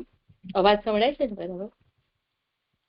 એ પ્રમાણે સમૂહના અને વ્યક્તિના દેહોની ઉત્પત્તિ કહીને નીચેના શ્લોકમાં એમ કહે છે કે તે સર્વમાં ભગવાન પ્રવેશ કરે તે માટે જીવોએ પ્રવેશ કર્યો નહીં, અને તત્વો પણ ભગવાનનો પ્રવેશ થાય તે માટે સર્વ સામગ્રી તૈયાર કરતા રહ્યા. એટલે ઉપર જે કહ્યું એ પ્રમાણે સમષ્ટિ ને વષ્ટિના દેહોની ઉત્પત્તિ કહી આગલા શ્લોકમાં. હવે નીચેના શ્લોકમાં સર્વમાં ભગવાન પ્રવેશ કરે તે માટે, એટલે સચ્ચિદાનંદ સ્વરૂપ બ્રહ્મ છે એના આનંદના અંશના પ્રાધાન્યથી નારાયણનો આવિર્ભાવ અને ચિદંશના પ્રાધાન્યથી મુખ્ય જીવ. તો એ પછી તત્વોની ભીતર ચિદંશના પ્રાધાન્યથી મુખ્ય જીવનો પ્રવેશ હજી થયો નથી. પરંતુ કેમ નથી થયો? તો કે ભગવાને પ્રવેશ કરે તે પછી જીવનો પ્રવેશ થાય, તેથી અહીંયા જીવોએ પ્રવેશ કર્યો નથી. અને તત્વો પણ ભગવાનનો પ્રવેશ થાય તે માટે બધી સામગ્રીઓ તૈયાર, એટલે કે સામગ્રી પરિપક્વ થઈ રહી હતી, કરી રહ્યા છે. હિરણ્યમય સપુરુષ સહસ્ર પરિવત્સરાન આંડકોશ ઉવાસાપ્સુ સર્વ સત્વ ઉપબૃહિત. શ્લોકાર્થ: તે સુવર્ણમય પુરુષે અથવા જીવ સહિત સુવર્ણમય પુરુષે સર્વ સત્વોના સંબંધમાં રહી 1000 વર્ષ સુધી બ્રહ્માંડના કોષમાં જલમાં વાસ કર્યો. શ્રી સુબોધિનીજી પહેલા હિરણ્યમય છે એને સમજાવે છે કે કારણ કે તે બ્રહ્માંડનો આત્મા એટલે કે આત્મા હિરણ્યમય એ સુવર્ણમય એટલે કે સુવર્ણમય હતો. પૃથ્વી, જલ અને તેજના સરખા અંશોથી એટલે એકબીજાનો પરાભવ ન થાય તેવી રીતે જે કાર્ય થાય તેને સુવર્ણ કહેવાય છે. એમાં 1 નંબરની ફૂટનોટ છે કે એકબીજા તત્વો ભેગા થયા પછી કાર્ય થયેલ હોવાનું કહેલ હોવાથી સુવર્ણ તેજ છે એવો મત અહીં સ્વીકારેલો નથી. આ મને ફૂટનોટ સુવર્ણ તેજ છે એવો મત સ્વીકાર્યો નથી એમ મને બહુ ખ્યાલ નથી આવતો, કારણ કે અહીંયા વાત એ કરે છે કે આ જે હિરણ્યમય બ્રહ્માંડનો આત્મા સુવર્ણમય હતો. કેમ હતો? તો પૃથ્વી, જલ અને તેજના સરખા અંશથી એટલે સમાન અંશથી ત્યાં કાર્ય થઈ રહ્યું હતું, એને સુવર્ણ કહેવાય છે. એને આગળ સમજાય કે જો જલ અધિક હોય આ 3 પૃથ્વી, જલ અને તેજમાં, તો જલ વધુ હોય તો રૂપું થાય, અને પૃથ્વી અધિક હોય ત્યારે બીજી ધાતુઓ થાય છે. 2 કારણ તરીકે પૃથ્વીમાં પ્રવેશ કરે ત્યારે માટીના કાર્ય થાય છે. એમાં 2 નંબરની ફૂટનોટ છે કે 2 કારણ. તો 2 કારણ કયા? જલ અને તેજ. આ 2 આ જ આત્મકત્વાનું ભૂયસ્ત્વાત એ સૂત્રમાં કહેલું છે. આ સૂત્ર શેનું છે એ બી મને મળ્યું નથી. તો 2 કારણ એટલે જલ અને તેજ જો એમાં પૃથ્વીમાં પ્રવેશ કરે ત્યારે માટીના કાર્યો થાય છે. માટીને તેજથી ઘણો તાપ લગાડતા રેતી, મધ્યમ તાપ લગાડતા પથરા અને થોડો તાપ લગાડતા ઈંટો થાય છે. એમાં 3 નંબરની ફૂટનોટ છે. ત્યારે માટીના જુદા જુદા પ્રકારો કેમ થાય છે એવો પ્રશ્ન થાય, તેથી આ કહેલ છે. એટલે ઉપર જે કીધું કે 2 કારણ પૃથ્વીમાં પ્રવેશ કરે ત્યારે જલ અને તેજ પૃથ્વીમાં પ્રવેશ કરે છે ત્યારે માટી થાય છે, માટી રૂપી કાર્ય થાય છે. તો એ માટી તો એક જાતની દેખાય છે. તો અહીંયા એનું કહે છે, મહાપ્રભુજી સમજાવે છે કે માટીને જો ઘણો તેજ લાગે, તેજ હોય તો એ તાપ લગાડતા રેતી થઈ જાય, મધ્યમ તાપ લગાડતા પથરા થાય અને થોડો તાપ લગાડતા ઈંટો થાય. માટીને જીવના સંબંધથી સ્થાવરના કાષ્ઠ વગેરે જુદા જુદા સારૂપો ભાગો થાય છે. એટલે આ જે માટી છે એ માટી થઈ પૃથ્વીના પ્રવેશમાં જલ અને તેજના પ્રવેશથી, તો એ માટીને જીવનો સંબંધ થવાથી માટીનું સ્થાવર જે રૂપ છે એને કાષ્ઠ વગેરેના જુદા જુદા ભેદોમાં એ પરિણમે છે. આમાં બી મને એકદમ નથી બરાબર સમજાતું કે માટીને જીવના, એટલે મને અહીંયા એવું લાગ્યું કે જીવની સાથે સંબંધ થાય ત્યારે કાષ્ઠ કે બધું જે બી આપણા દેહો બધા જુદા જુદા થાય છે, તો એ રૂપે અહીંયા ભાગો થાય છે એ સમજાવે એવું મને સમજાવ્યું છે, પણ મને આ એકદમ ક્લિયર નથી અહીંયા. ત્યાં તે સુવર્ણમય વિરાટ પુરુષ સોનાની મૂર્તિ પેઠે રહ્યો. એટલે જે સપુરુષ છે ને, હિરણ્યમય સપુરુષ, તો આ સુવર્ણમય વિરાટ પુરુષ છે એ સોનાની એટલે સોનાની મૂર્તિવત રહે છે.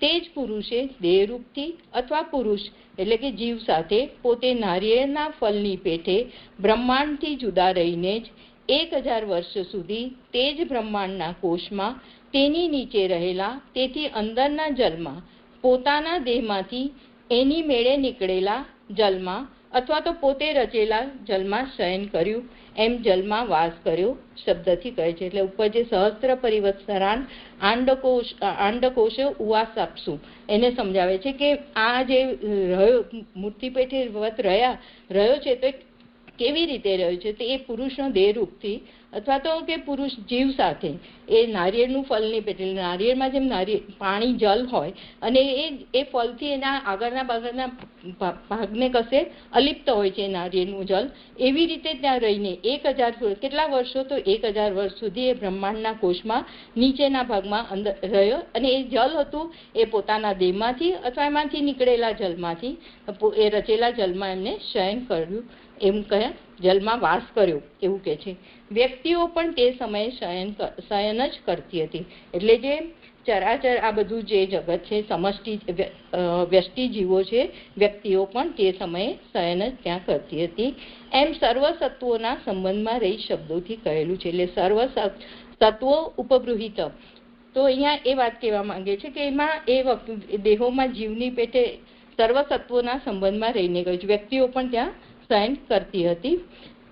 સર્વસત્વો એટલે આ સર્વસત્વો એટલે શું, તો મહાપ્રભુજી સમજાવે છે કે સર્વસત્વો એટલે દેહોમાં જીવની પેટે સતનો અંશ હોવાથી તેમને સત્વો કહેલા છે. એટલે દેહ છે તે સદંશમાંથી બનેલો છે અને જીવ એની અંદર રહેલો છે એટલે એને સત્વો કહેલા છે.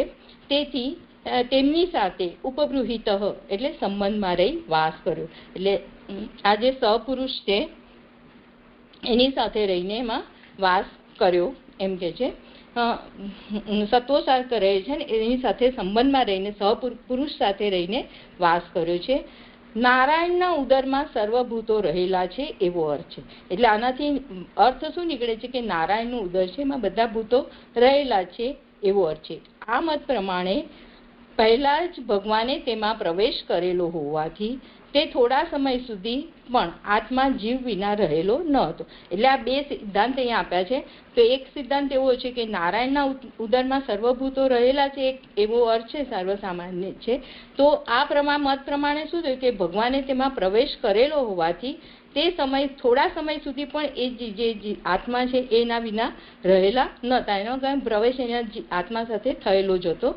રચ્યા પછી ભગવાને પ્રવેશ કર્યો એ મત પ્રમાણે તો જીવ વિના રહેલો જાણવું. હવે આ બીજો મત આપ્યો કે રચ્યા પછી જો ભગવાને પ્રવેશ કર્યો હોય તો એવા મત પ્રમાણે એટલે તો એમાં જીવ વિના રહે જાણવો.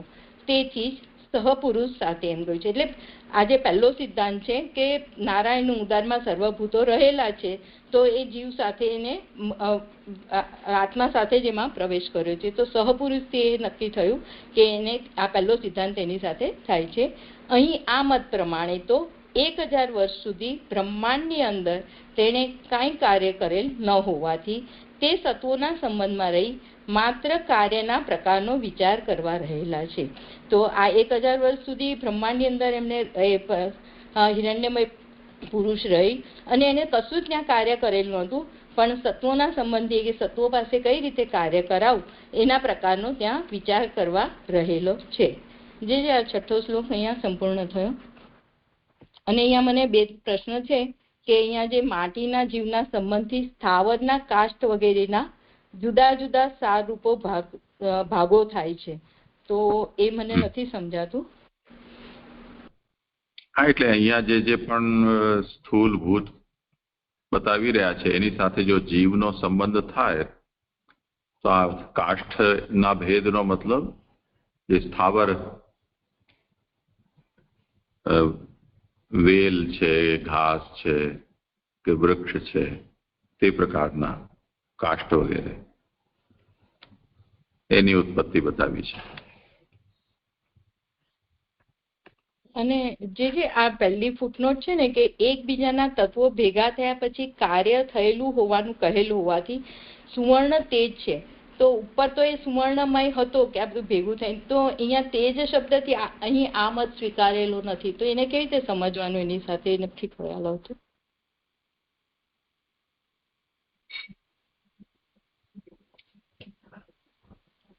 પૃથિવ્યપ તેજસામ સમાનાંશતયા અન્યોન્ય અભિભવા ભાવેન યત કાર્યમ તત્ સુવર્ણમ. સુવર્ણનો અહીંયા અર્થ એવો બતાવે છે કે પૃથ્વી જલ અને તેજના સમાન અંશ જ્યારે એકબીજાનો અભિભાવ કર્યા વિના ભેગા થાય તો એ સુવર્ણ કહેવાય છે. તો સુવર્ણ અને તેજ એ બે જુદા થઈ ગયા ને.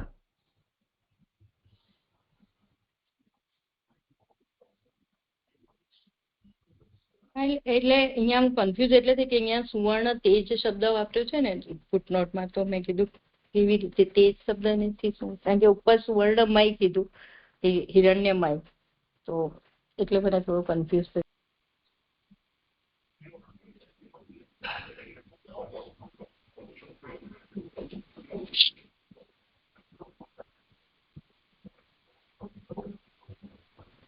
કરું છે આગળ? હા ભલે કરો. પછી તેણે કાર્ય કર્યું એમ નીચેના શ્લોકમાં કહે છે. એટલે અહીંયા જે સહસ્ત્ર પરિવર્તન રહ્યો અને પછી શું કાર્ય કર્યું એ હવે નીચેના શ્લોકમાં કહે છે. સ વૈ વિશ્વસૃંજામ ગર્ભ દેવ કર્માત્મ શક્તિમાન વિભભાજ આત્માના આત્મન એકધા આત્મનમ એકધા દશધા ત્રિધા. શ્લોકાર્થ. દૈવ કર્મ ને આત્માની શક્તિવાળા વિશ્વ રચનારોના તે ગર્ભે પોતાના 1, 10 અને 3 વિભાગ કર્યા. સુબોધિનીજી, વિશ્વમાં રચનાર તત્વોનો તે ગર્ભ એટલે બાલક, એટલે આ જે તત્વો ભેગા થઈને જે ગર્ભ થયો એને બાલક કીધું. બાલકો અથવા તો અંદર શક્તિરૂપ હતો, એ ગર્ભ અંદરની શક્તિરૂપ હતો. તે 3 પ્રકારના કર્મવાળો થયો. પહેલું, ચેષ્ટારૂપ ભગવાનના પ્રવેશથી ક્રિયાશક્તિ વાળો થયો. એટલે કઈ રીતની 3 પ્રકારના કર્મવાળો થયો? તો પહેલા તો ચેષ્ટારૂપ ભગવાનનો પ્રવેશ થવાથી ક્રિયાશક્તિ વાળો થયો. કર્મને પ્રેરણા કરનારી કાલ શક્તિના પ્રવેશથી દૈવ શક્તિ વાળો થયો. ત્રીજું, વિશ્વના રચનારાઓની કુદરતી શક્તિ એટલે સહજ સામર્થ્યથી પોતાના કારણના ગુણને લીધે એટલે પોતાના જ ગુણધર્મને લીધે આત્મા પોતાની શક્તિ વાળો થયો. એટલે 3 શક્તિ થઈ અહીંયા, ક્રિયાશક્તિ થઈ, દૈવ શક્તિ થઈ અને આત્મશક્તિ વાળો થયો. તેથી 3 પ્રકારની શક્તિ વાળાએ તેના પોતાના જ વિભાગ કર્યા. એટલે આ 3 પ્રકારની શક્તિ વાળા થઈ અને પોતાના જ વિભાગ કર્યા. એમાં કેટલાક આત્માને આધીન કર્યા તે આધ્યાત્મિક, કેટલાક દેવને આધીન કર્યા તે આધિદૈવિક એટલે કે કાલને આધીન એવો અર્થ છે. કેટલાક ક્રિયાને આધીન કર્યા તે આધિભૌતિક. તેથી ક્રિયારૂપ ભગવાનનો પ્રવેશ થયેલો હોવાથી ક્રિયાથી જ ભગવાનનું કાર્ય કરવું જોઈએ. એટલે આ સર્વસામાન્ય નિયમ છે કે આ જે ક્રિયાશક્તિ ભગવાને એમને પ્રોવાઈડ કરી હતું તો પ્રવેશ હતો એમાં, તો એ ક્રિયાથી ભગવાનનું જ કાર્ય થવું જોઈએ. અને ભગવાનની ક્રિયા વડે જો બીજું કાર્ય કરવામાં આવે ત્યારે તો સ્પષ્ટ દોષ જ થાય છે. તો આ નિયમ છે કે ભગવાને જે આપણને આપ્યું છે તો એ ભગવાન માટે જ એનો ઉપયોગ થઈ જવો જોઈએ, અને ભગવાનની બીજું કંઈ કાર્ય થાય તો દોષ થાય છે. એ અર્થ ઉત્તરાર્થી કહેલો છે. હવે એનો અર્થ છે કે કેવી રીતે યુઝ થાય એનો, તો એને કહે છે કે હવે પછી તેને કોઈ બીજા સાધનની જરૂર નથી. એટલે ભગવાને પોતે બધી ક્રિયાશક્તિને મને પ્રોવાઈડ કરી દે, એટલે હવે કોઈ સાધનની તો જરૂર હતી નહીં. એમ પોતે પોતાના વિભાગ કર્યા. આત્માના આત્મને એક એ જે છે એટલે પોતે જ પોતાના વિભાગ કર્યા. એમાં પોતે પોતાના વિભાગ કર્યા એ શબ્દોથી કહેલું છે. તેના પેટા ભેદો કહેતા કયા? તો એકધા, દશધા અને ત્રિધા. તો 3 પ્રકારના જે ભેદો કર્યા તે એક એટલે 10 અને 3 શબ્દથી કહે છે કે પહેલો દૈવ સાત્વિક ભેદ કરતા 1 જ વિભાગ કર્યો, બીજો રાજસ ભેદ કરતા 10 વિભાગ કર્યા અને ત્રીજો તામસ ભેદ કરતા 3 વિભાગ કર્યા. એટલે આ રીતે 3 પ્રકારના એમને ભેદ કર્યા, એક પોતાના વિભાગ કર્યા, 1, 10 અને 3. જે 7મો સંપન્ન થયો. આમાં નથી કહ્યું.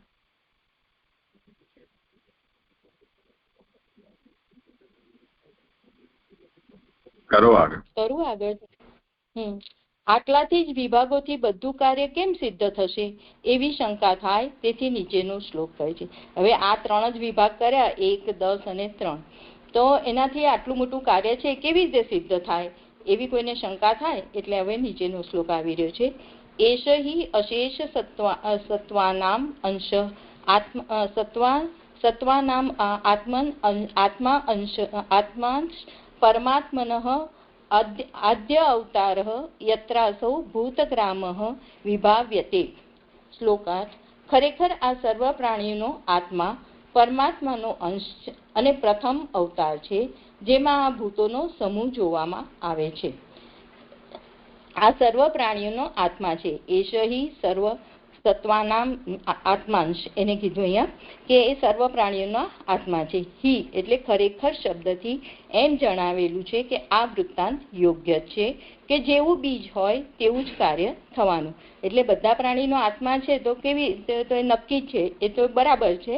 કેમ કે જેવું બીજ હોય તેવું જ કાર્ય થવાનું. કેમ કે ભગવાને પોતાના, એટલે અહીંયા આત્માના જ પોતાના વિભાગ કર્યા છે, એટલે એ રીતે અહીંયા સર્વ આત્મા હોવાથી તે રીતે 3 રૂપે થયા છે. તો બધું જે સત્વ એવા થશે તે એવા જ થશે, એના જેવું જ થશે. એટલે અહીંયા કહે છે કે બીજ હોય તેવું જ કાર્ય થશે. તો અહીંયા પ્રશ્ન થાય છે કે આ એકથી શું, એટલે જે ભગવાનના કરોડો અંશ છે તો એમાંથી આ એક જ અંશ લીધો છે, તેનાથી શું થશે? તેથી ભગવાનથી પણ અનેક વિભાગ થશે. એટલે અહીંયા એનો જવાબ આપે છે કે ભગવાનના તો કરોડો અંશ છે, તો તેથી ભગવાનથી તો અનેક વિભાગો થશે. એવા અભિપ્રાયથી પરમાત્માના અંશ શબ્દ કહેલો છે. એટલે અહીંયા જે પરમાત્માનો, તો આ જે પરમાત્માનો છે, આ વિરાટ છે, પરમાત્માનો અંશ કહેલો છે. આ ગર્ભ પરમાત્માનો અંશ છે. કરોડોમાં અંશનો પણ અંશ છે. એટલે જે ભગવાનના કરોડો અંશ છે, ભલે કરોડોમાં અંશનો પણ અંશ હોય, છતાં પણ કેવો છે તો કે આનંદનો અંશ છે, એમ પ્રથમ અવતાર શબ્દથી કહેલું છે. જીવો તો ચિત્તના અંશો છે. એટલે પ્રથમ અવતારથી કહેલું, બ્રહ્માંડની અંદર થતા બધા અવતારોમાં આ પ્રથમ અવતાર છે. એટલે બ્રહ્માંડની અંદર થયું ત્યારે એમાં સૌથી પ્રથમ અવતાર છે. કારણ કે અક્ષરથી પર રહેનારા તે ભગવાનને પહેલા આ વિરાટમાં અવતાર ધારણ કરી પછી મધ્યમાં બીજા અવતાર લીધા. આ જ અવતાર છે. એટલે અહીંયા એવી રીતે આપણે સમજવું જોઈએ કે પહેલા આ વિરાટમાં અવતાર ધારણ કરી એ પ્રથમ અવતાર જે નારાયણ છે એ વિરાટ પુરુષ તરીકે ઓળખાયો. કેવી રીતે? તો કે આનંદ અંશથી જે નારાયણ જ વિરાટ પુરુષ કહેવાય છે, કેમ કે એને વિરાટમાં પ્રવેશ કરવાને કારણે એ વિરાટ પુરુષ કહેવાય છે. ચિદંશ છે એ તો ચિત્તના અંશો છે, અને જે એટલે અહીંયા પ્રથમ અવતાર કીધો. અને આ જે અક્ષરથી પર રહેનાર, તો જે પરબ્રહ્મ પુરુષોત્તમ છે એનાથી પર રહેનાર, જે અક્ષરથી પણ પર છે એવા ભગવાને પહેલા આ વિરાટમાં અવતાર ધારણ કર્યો. પછી મધ્યમાં બીજા અવતાર એટલે નારાયણ જે છે એને જ્યારે અવતાર લીધા ત્યારે એને અવતારિક કહેવાય છે. અને તેમનો જગત સાથે સંબંધ અગ્નિ જેવો છે, ઉપર કહેલું છે. એટલે આ અધ્યાયના બીજા શ્લોકની એની ફૂટનોટ છે 1 નંબરની, કે આ અધ્યાયના બીજા શ્લોક ઉપરના સુબોધિનીમાં છે. ત્યાં જે એવું કીધું છે બીજા શ્લોકમાં કે અહીં જલ વગેરેનો પ્રવેશ જેવો નથી. એટલે જે કાલરૂપી દૈવ શક્તિ ભગવાનની એમાં પ્રવેશ કર્યો ત્યારે કે છે કે એ જલરૂપી પ્રવેશ નથી, પણ જેમ લોઢાના ગોળામાં વગેરેમાં અગ્નિનો આવેશ થાય છે તેવો પ્રવેશ છે. જેથી તત્વોના સમૂહે કરેલું કાર્ય ભગવત કાર્ય કહેવાય. તો આ જે ભગવાને એ અવતાર છે એટલે એમાં જગત સાથેનો કેવો સંબંધ છે? તો અગ્નિ જેવો છે. આ અવતારથી કોઈ પણ અંશથી સ્વરૂપની હાનિ થતી નથી. એટલે જે અવતાર છે તેની અવતારની ધારણ કરવાથી કોઈ જાતની એમાં મલિનતા નથી આવતી કે સંસર્ગ દોષ થતો એવું પણ નથી. એવી રીતે અહીંયા સમજાવે છે કે જ્યારે અવતાર લે છે ત્યારે એના કોઈ સ્વરૂપને હાનિ નથી થતી. એવા અભિપ્રાયથી જેમાં આ ભૂતોનો સમૂહ જોવામાં આવે છે એમ કહેલું છે. પ્રપંચનો આધાર હોવાપણું એ જ ભગવાન હોવાપણું છે. એટલે જ્યારે પ્રપંચનો આધાર તરીકે બને છે ત્યારે એને એમાં ભગવાન હોવાપણું સિદ્ધ થાય છે. તેથી આ નારાયણ પ્રપંચનો આધાર હોવાથી ભગવાન જ છે. એટલે આ નારાયણ છે એ પ્રપંચનો આધાર છે, એટલે અહીંયા એને ભગવાન જ છે. આ સર્વ તરફ જોવામાં આવતા ભૂતોનો સમૂહ જે પુરુષમાં ઉત્તમ પ્રકારે જોવામાં આવે છે એટલે જુદો જુદો રહેલો છે એવો છે. એટલે આ એમાં એવું કહેવા માંગે છે કે એ બધા તત્વો ભેગા થયા એટલે ભેગાથી એક સ્વરૂપ ધારણ કરવાનું, એ જ સ્વરૂપ છે વિરાટ પુરુષ. હવે આ દેખાતા જગતમાં જે પુરુષ ઉત્તમ રીતે જોવામાં આવે છે એનો અર્થ એ છે કે આ જગતમાં એનામાં એક હોવા છતાં જુદા જુદા દેખાવામાં આવે છે. તો આ છે ને એ જ એનું ભગવત્વ છે, એ ઉત્તમ પ્રકારે જોવામાં આવે છે.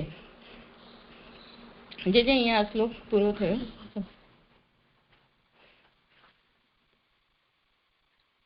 આ સંપન્ન થયો 8મો શ્લોક. દંડવત પ્રણામ જીજી. હા જીજી, અહીંયા 7મા શ્લોકમાં જે 10 પ્રકારે સમજાયું ને એવું નહીં સમજાયું. એકધા, ત્રિધા ને 10 કેવી રીતના સમજવાનું જીજી? એ તો આવશે ને વિષય હજી 9મા શ્લોકમાં જેમનો હશે એ બતાવે, એમને અનુસંધાન હોય તો. એટલે 10 છે ને પ્રાણ, જે આસન્ય પ્રાણ છે એના 10 વિભાગ થયા છે. એ 10 વિભાગ જે આગળના 9મા શ્લોકમાં એ આવે છે કે આ 10 ને કેવી રીતે વિભાગો છે. ભલે જી જજો.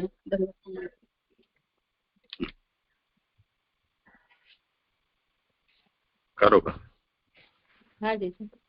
હવે નીચેના શ્લોકમાં ઉપર કહેલા વિભાગો ગણાવે છે, કારણ કે તેમ ન કરે તો બીજો તેમનું ખોટું વર્ણન કરે. એટલે અહીંયા કહેવાનું એ છે કે આ જે 7મા શ્લોકમાં વિભાગો બતાવ્યા એનું વ્યાખ્યાન ભાગવતકાર પોતે જ કરી દે છે, કારણ કે જો એવું ભાગવતકારને શું અભિપ્રેત છે એવું ના કરે થાય તો કોઈ ખોટું વર્ણન ન કરે. એટલે ભાગવતકાર અહીંયા એનું કહી રહ્યા છે. સાધ્યાત્મ સાધિદૈવસ્ય સાધિભૂત ઇતિ ત્રિધા વિરાટ પ્રાણ 10વિધ એકથા હૃદયેન ચ. તો શ્લોકાર્થ સાધ્યાત્મ, સાધિદૈવ અને સાધિભૂત એવા 3 પ્રકારના વિરાટનો પ્રાણ 10 પ્રકારનો અને હૃદયથી 1 પ્રકારના વિભાગ છે.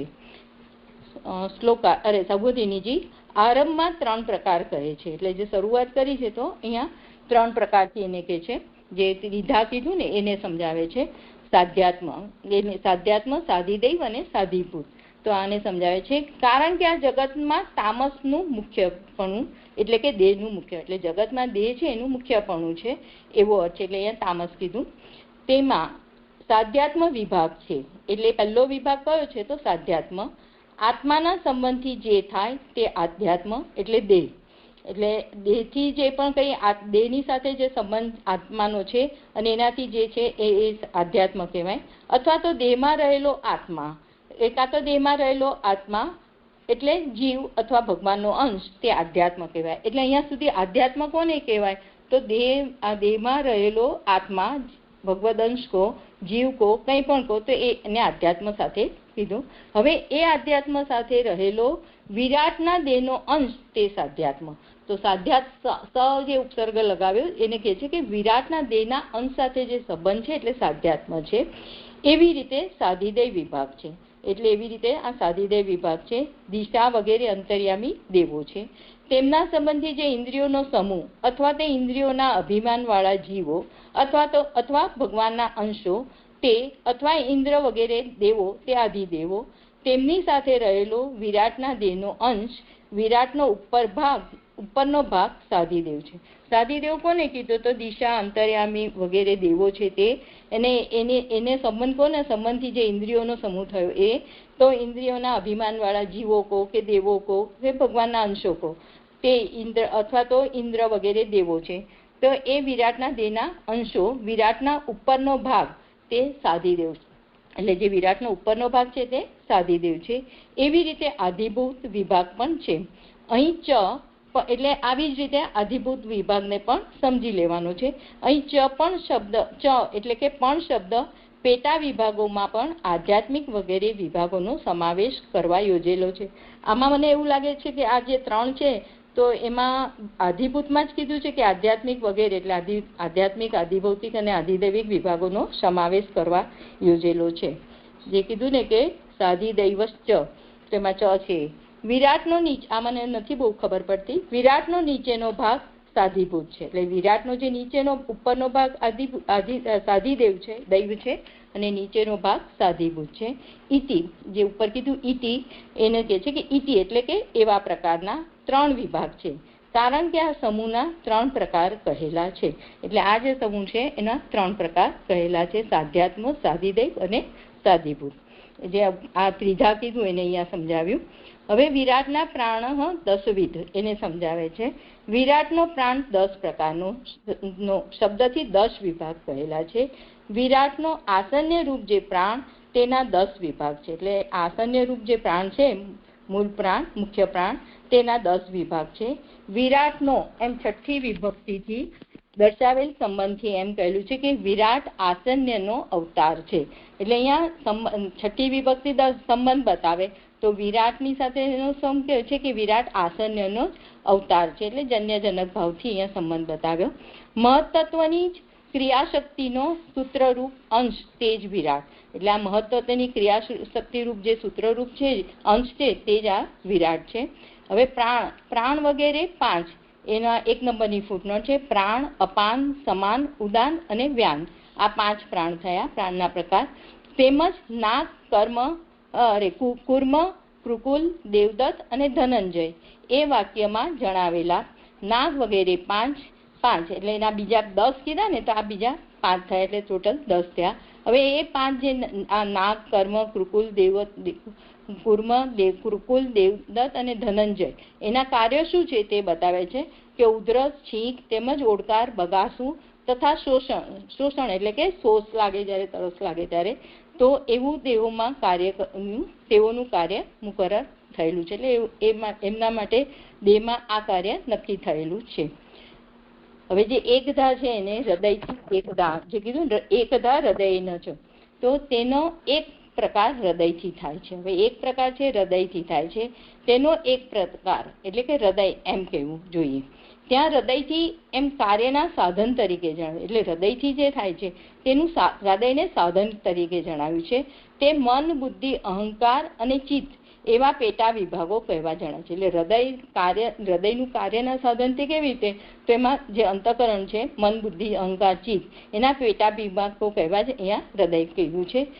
એટલે કે અને શબ્દથી તેના આધિભૂત વગેરે ભેદોનો સમાવેશ કરેલો હોવાથી હૃદય, મન વગેરે હૃદયમાં મન, બુદ્ધિ, ચિત્ત અને અહંકાર એ વગેરે 4 અને તેમના દેવો એવો અર્થ છે. એટલે મનના દેવો ચંદ્ર, બુદ્ધિના બ્રહ્મા એ આગળ આવશે એનું નિરૂપણ, અહંકારના અભિમાન અને ચિત્તના મહત્તત્વ, તો એના દેવો એવો અર્થ છે. અહીંયા 9મો શ્લોક સંપન્ન થયો. જે આમાં મને આ નથી સમજાયું કે અહીંયા આ કીધું ને કે આગળ 219માં પાના પર કે અહીં ચ એટલે કે પણ શબ્દ પેટા વિભાગોમાં પણ આધ્યાત્મિક વગેરે વિભાગોનો સમાવેશ કરેલો છે. એટલે સાધિદૈવમાં આધ્યાત્મિક વિભાગ કે કેવી રીતે એ ત્યાં મને નથી ક્લિયર થતું. અહીંયા બતાવ્યું ને જેમ છેલ્લી પંક્તિમાં, તેવી રીતે ત્યાં પણ સમજી લેવા. એટલે મારું એટલું પૂછવાનું હતું કે સાધ્યાત્મ, સાધિદૈવ અને સાધિભૂત એ ત્રણેયમાં સમજી લેવાના છે એ 3 પ્રકાર, આધ્યાત્મિક, આધિભૌતિક અને આધિદૈવિક, કે ખાલી આવા સાધિદૈવમાં જ સમજવાનું છે? બધામાં. હા, અહીંયા મારું જે સંપન્ન થયું. દંડવત પ્રણામ. આગળ જેમનો વારો.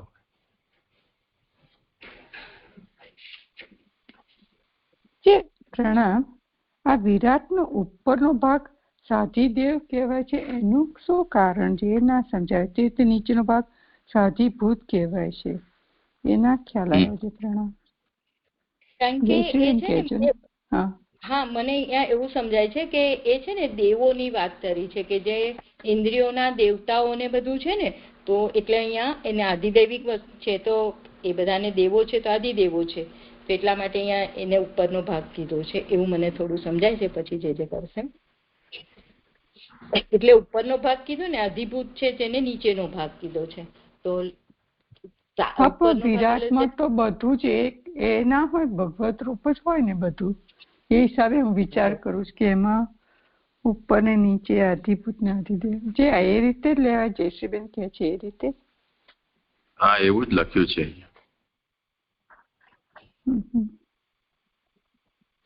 તો જે નીચે આધિભૂત એટલે નીચે શું હોય? એટલે આપણે નીચે વિરાટના નીચેના ભાગમાં પેલા એ હોય છે, પૃથ્વી આવે એ રીતે એના ભાગ કરીએ છીએ, એટલે એ હિસાબે એને આધિભૂત કર્યું હશે.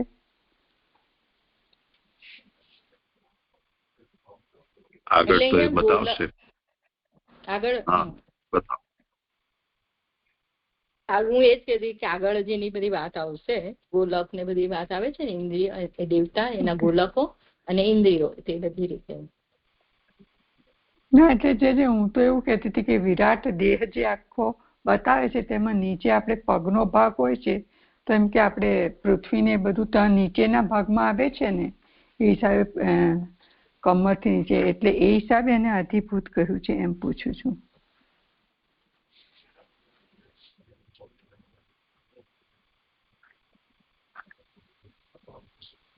નથી, ચાલો એને જે વિષય બતાવ્યું છે એની સાથે આને જોડીને કરો 7, 8 અને 9.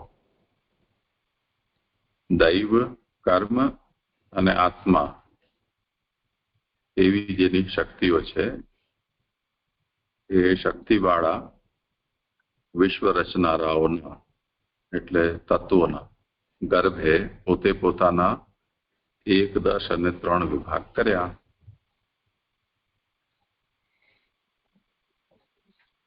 એક 10 અને જે 3 થયા એ ગણાવી દીધા. આ છે એની સંખ્યા. એને સંબંધમાં આવે કહી રહ્યા છે કે જો અર્પિતાબેનને આ પ્રશ્ન ન કર્યો હોત તો આ બીજો કોઈ અર્થ કરી દેત. એટલે 9મા શ્લોકમાં 1, 10 અને 3 ને ગણાવી દીધા કે 3 એટલે અધ્યાત્મ સહિત, અધિદેવ સહિત અને અધિભૂત સહિત એવું 3 વિભાગ, અને 10 પ્રાણ અને 1 હૃદય.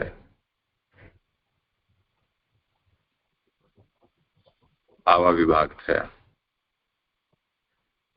તો આ બધા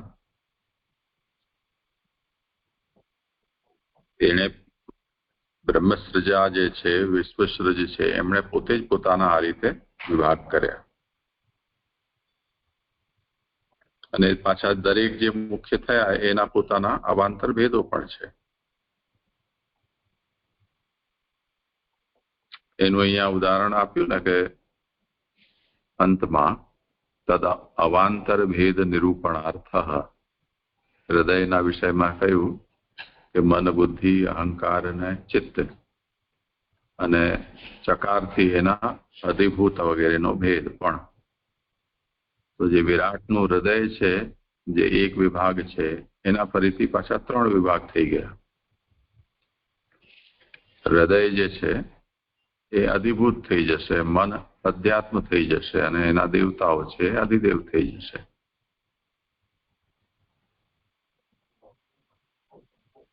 એ પ્રમાણે અને જે આપે ગયા વખતે એમાં આપેલું કે આ પ્રાણ આપાન સમાન ઉદાન નિવ્યાન એ કંઈક એ જુદા પ્રાણ છે ને, આ નાગ, કુર્મ, કૃકલ, દેવદત્ત ને ધનંજય, એને કંઈક જુદું કહેવાય છે. અને નાગ એ એટલે એક આ છે પ્રાણના 10 વિભાગ છે, એકને આ કહેવાય ને એકને આ કહેવાય છે. એવું કોઈ મને ખ્યાલ યાદ નથી છે, આપે મોકલેલું એનું. એટલે એ બે શું કહેવાય છે? આપ હા, એ પ્રાણના જ ભેદ છે. ઓકે, હા. ને જે તો પ્રાણાદય પંચ છે એ તો પ્રસિદ્ધ છે, પ્રાણપાન, વ્યાનુદાન અને સમાન. અને નાગ, કૂર્મ, કૃકલ, દેવદત્ત અને ધનંજય વિષ્ણુ પુરાણમાં એ પણ ગણાવ્યા છે. અને એ બધાના દેહમાં શું શું કાર્ય છે એ પણ બતાવવામાં આવ્યા છે. જી જી થયું. પ્રણામ.